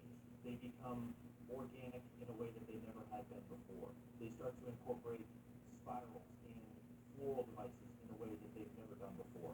Organic motifs throughout. Even the shape of this piece is this sort of sensuous curve that is heretofore unknown at Tiffany. So Osborne brings all of this creative energy to Tiffany and designs these incredible pieces of silver right from 1879 through when he leaves in 1887. Tiffany was very fastidious in their marketing process, and you can see this Tiffany Majors, sterling silver, and then the pattern number 5942. Tiffany pattern numbers are pretty well documented. The pattern number 5942 refers very specifically to the date 1880. That's a period engraved named Henderson along that bottom edge. One would have to imagine that is a commission of some sort. It's a water pitcher, which do tend sometimes to be standalone objects. A technique which Osborne became very well known for is called purling, or chased purling. And that's what you see on these undulating lines and spirals, all hammered out with tools by a group of chasers, and descending in size and in form in two different directions. You also see another characteristic of Osborne's work in these hexagonal hammer marks, which is something that he became known for as well. So we can very safely ascribe this piece to Charles Osborne, maybe with Edward Moore's influence as well. Wow. Do you know what the price of silver was back in 1951 when you went on it down? No, I think I did it one time, it was less than $100. There is a really healthy appetite for silver from this period in American design. If this were to be estimated for auction purposes, we'd suggest an estimate of $25,000 to $35,000. Wow.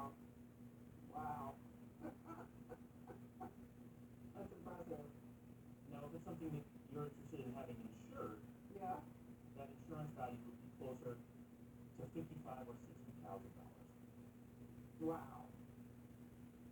Wow. And it's just a piece of pretty silver.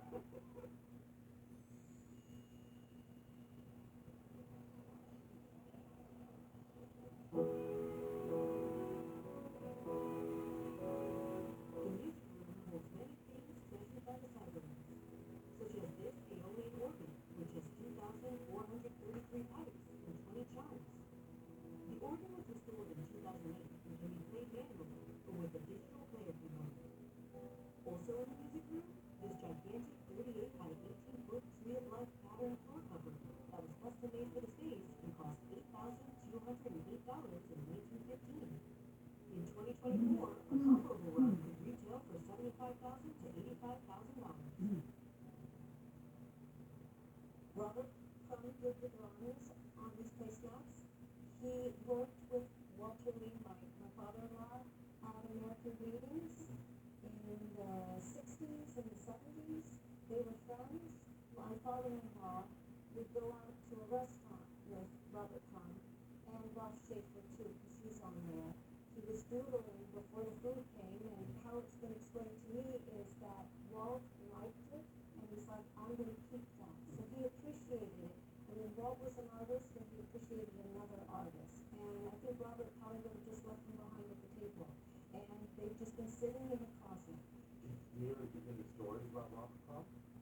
Yeah, probably ones I couldn't say. He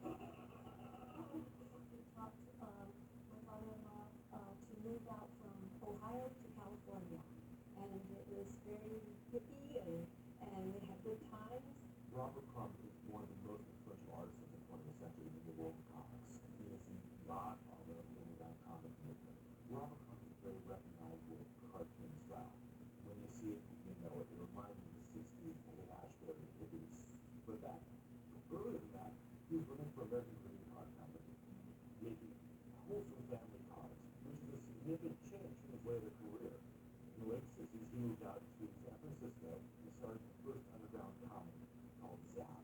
And it was, how should we put it, a little controversial. There was nudity, there was vulgarity, but it really captured the spirit of the times. And it was the first commercially successful underground comic product. And Robert Crumb went on to do other comics, there were cartoons that he made and directed. On this particular placemat, we've got a bunch of design sketches of him types of tombstones or mantle radios.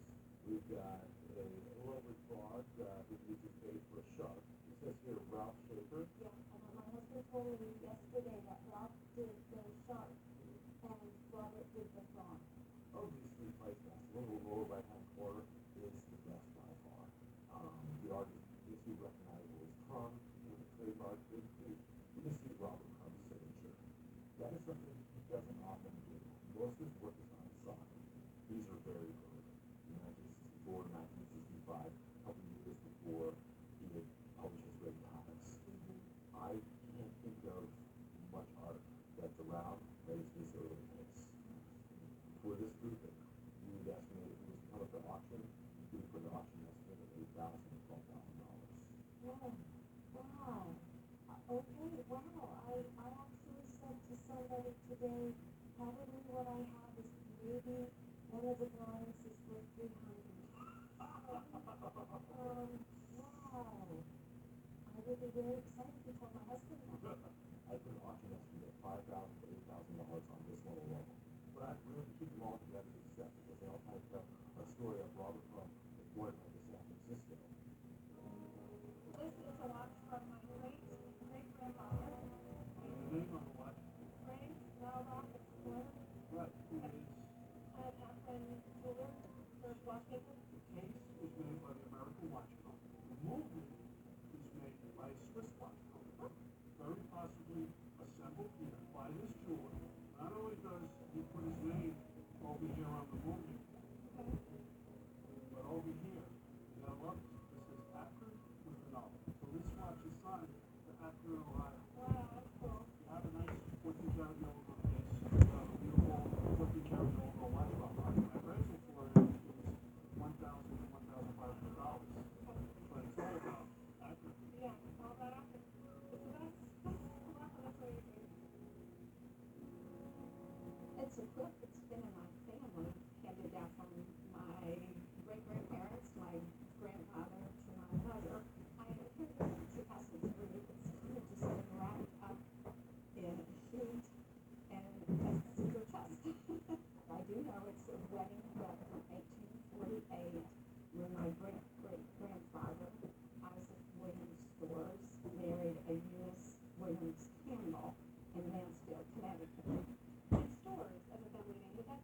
of Stores, Connecticut, bribed the daughter of the people for whom this wedding quilt was made, married into a Cotton and Mather family. So there are Mather names here, and Cotton family names sometimes a little embarrassed by the Cotton and Mather names because they were involved in the church back in Massachusetts. But Cotton Mather, I read up on more recently, and he was very big on advocating for smallpox vaccine. So I think he was a good guy after all. This kind of quilt, which is sometimes referred to as a friendship quilt or an album quilt, because of the album blocks, often were created not just on important occasions like ceremonies and things, but also when a family or a group of people were moving away. This is a commemorative quilt of the event of Isaac and Minnes's wedding, which is really wonderful. Each block would have been created individually, and then it would be sewn together and backed. And this cross pattern that you see here has a specific name, chimney sweep pattern. Each block has a name written in ink of someone in the community and the family, and we know the date because one of the blocks is in fact dated, and that also helps to date at least when you put together. They are mostly English printed cottons, and you'll see that really, really small patterns. Almost all of them are pretty diminutive, and those would have been used for dress. So when a dress is too worn, when a garment is too worn, you would cut it up and use those pieces to create foot blocks. This is in wonderful condition. It was really loved after this wedding and really kept beautifully. These span all different sorts of fashionable dress, from about 1820 up to the 1840s. This quilt is a really nice size. It's about 8.5 by 7.5 feet. And what you see is just the variety of cottons that one could buy in America at that time. Over on your side of the quilt, one of them is possibly the earliest piece. It was a red brown, and now it's kind of faded to pink, and it has wonderful yellow elements to it. And that one's probably about 1820, maybe 1825. The pattern itself and the color, the red, is really indicative of what was being printed in Britain at the time. Turkey red, as they called it. They were trying to emulate reds that came out of Indian production. Do you have any idea of the value? I have no idea. It really more has value to me for the family part of it. Well, I'm glad to hear that it will be staying in the family as a wonderful heirloom. It really spans so much of Connecticut history. So amazing interest for colonial America. The market for quilts is not what it used to be. It was at its strongest in the 80s, 90s, and a little bit in the early 2000s. So in today's market, I would insure this for $3,500. Okay? And that's very interesting. I'll test it on when I family members.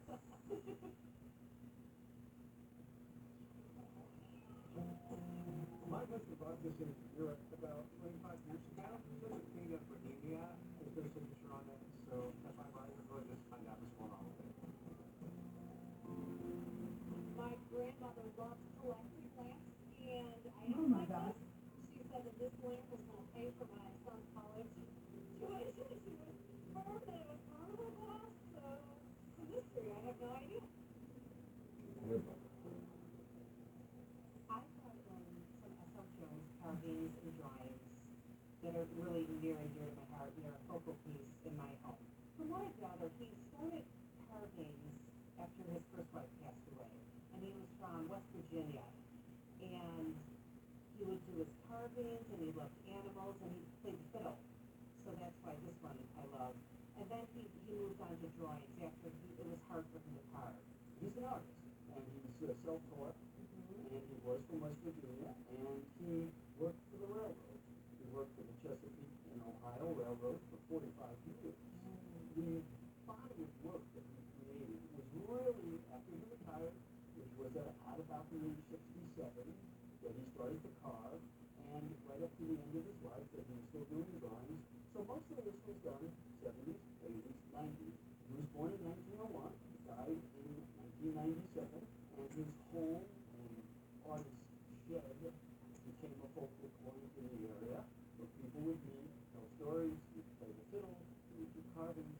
They're all signed pieces, correct? Let me show what his signature looks like. S.L. Jones.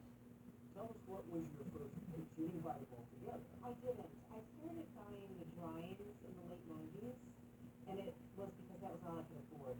And I have probably 12 drawings at home in addition to the two here. When I found this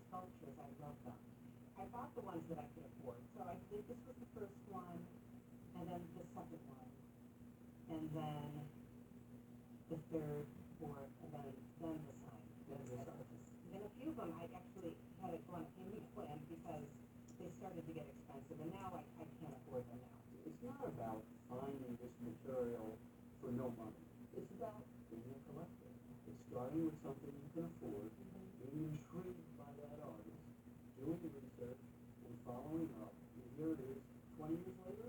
Yes, 20 years later. 20 years later, you have a collection, and a great crossbody of his work, and something very precious. The sign that he hung outside his shop, a real connection to the artist. Talk about some of the prices you paid for things. Well, the first piece, I paid $500 for, and this one, I bought in quick succession for about $500 as well. This one was $2,800, that was further down the road, a few years later. And this one, I think this one was $1,500. Okay. And I do know the sign was $3,500. And the drawings? Oh, the drawings, $250 for this one, and $300 for this one. They're all beautifully carved. Typically, he used yellow poplar or maple. The market for this material is thin. We're going to put some retail values on these pieces. The horse we're going to start with, and we're going to call that $5,000. Okay? And then we're going to go to this plaque over here of the family, wonderful with the dog. We're going to say that's $5,000. Okay? And the single man over there, we're going to say he's $5,000. So this man over here is actually part of the band job. As you know, Jones was a peddler. And your first piece, ironically, in terms of the carvings, is worth the most. And we're going to put a value on that of about $7,500 or $8,000. All right? Now the drawings, which you did later in life, not as hotly collected. It's just carvings that people want. So the drawings are in the $450 to $500 a piece range. Designed to a shop. People obviously love those things. This is a museum piece because there are museums that display his work and have small bodies of work by him. So it's a number that I'm just going to say $10,000. I think time will tell on his whole body of work to find out exactly where he stands amongst the other Appalachian carvers. His larger heads. Some of those are for $15,000, $20,000. Yes. What brings you to your art show today? I brought a hat. My mom got it, I think when I was 3 from an antique store. It's made of straw and soft fabric. Okay, it's done in a close style. It's a copy of the 1920s hat style, and it is a natural straw, and the soft fabric is black velvet. And if you want to take it off, I'll show you the label. Okay, it has a label inside from Mr. John, and it was his teen line, so it was made for young girls, and he was a well-known hat maker in New York City.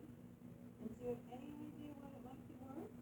Probably like $15. Your hat is probably between $150 and $200. Wow, do you like it better now? Yes.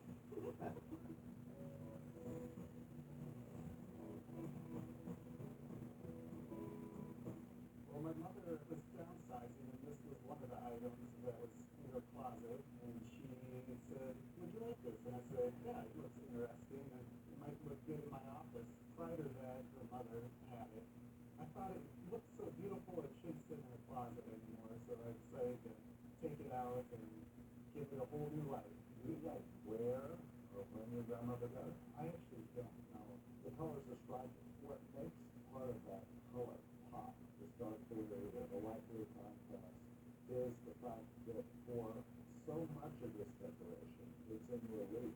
And that relief is done by quite a slip, which is just kind of a thin line of clay. And it raises up certain sections. And that actually refers to the name of what this is called. This is a technique is called fatwa, which means kind of designs within borders. It was done this way because of inspiration from a technique of working with enamels on metal called cloisonne. And the overall shape, this rounded shape, is called a mollusker. And one of the features that you'll notice are the figures. They're all dressed in long, flowing robes. What country do you think is associated with that kind of design? China? Yeah, absolutely right. Okay. And another little clue up here, you see these little beads hanging down? These are kind of Buddhistic emblems. online, you'll notice that there's detailed painted designs of the bases. Those are actually later designs. They were probably worn off, and somebody in the 19th century or 20th century thought they would add some details to it.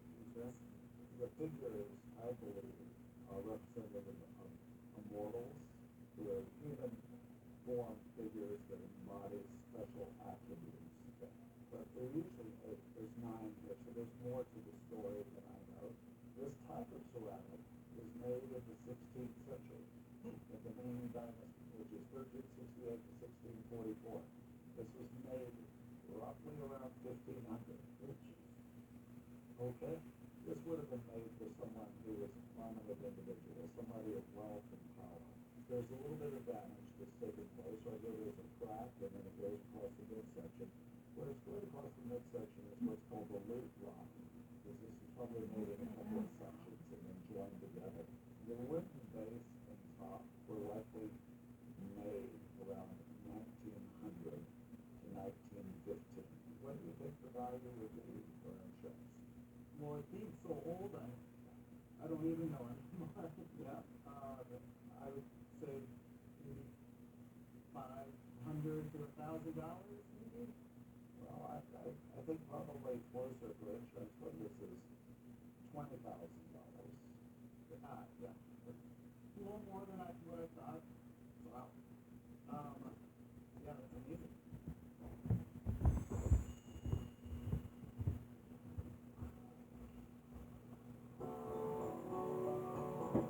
In the West Porch, this eye-catching fountain depicts a scene from the poem The Well of St. Peter by Robert Southey. The tiles were designed by Mary Chase, founder of Cowabi Pottery in Detroit, Michigan.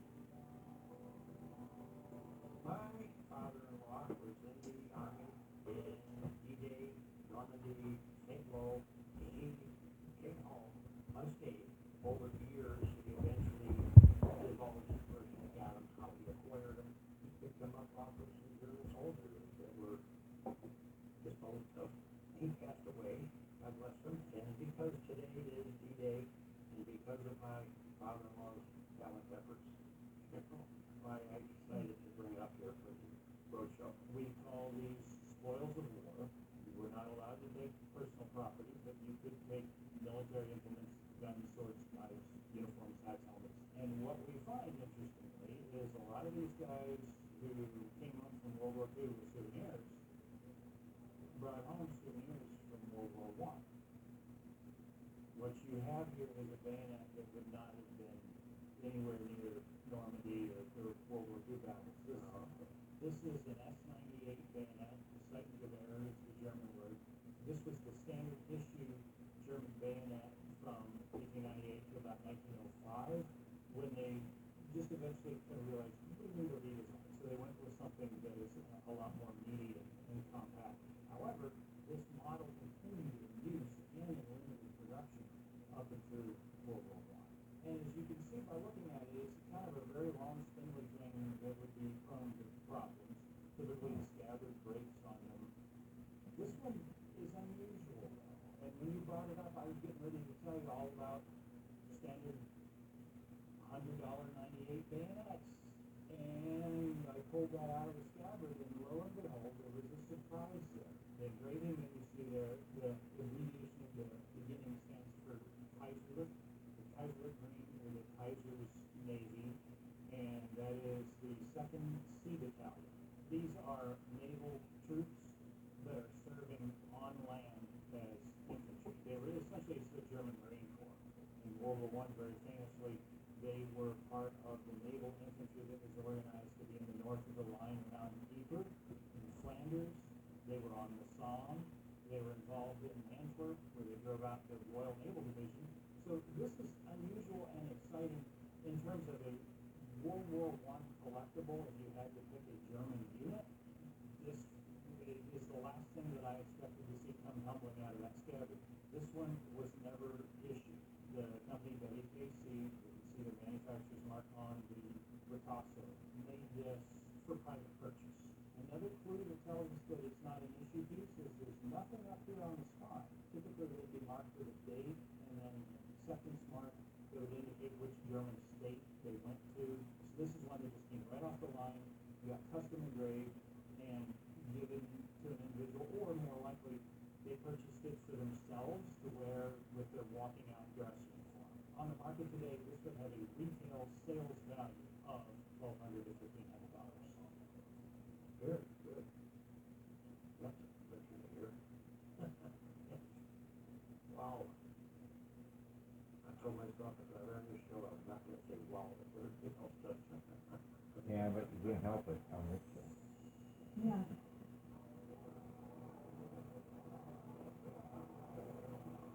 I brought you many issues of the Saturday Visitor, Pittsburgh newspaper, started in 1847-ish.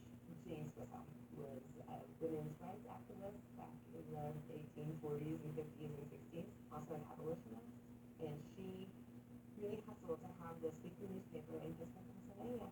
She started in 1847 in Pittsburgh, not profitable, and when she went to the printer, he said, "Are you insane?"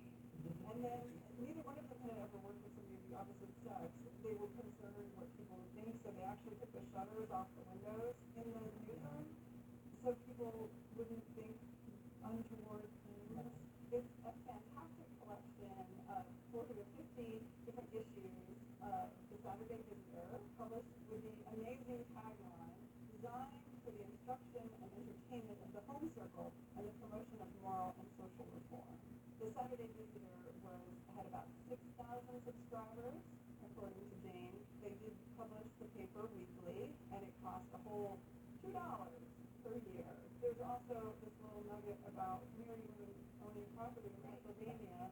We've been taught that we can thank Jane for helping to pass legislation for that women could then own property in Pennsylvania. When she got divorced, her mother died, and her mother's property went to her husband because she hadn't yet gotten divorced yet.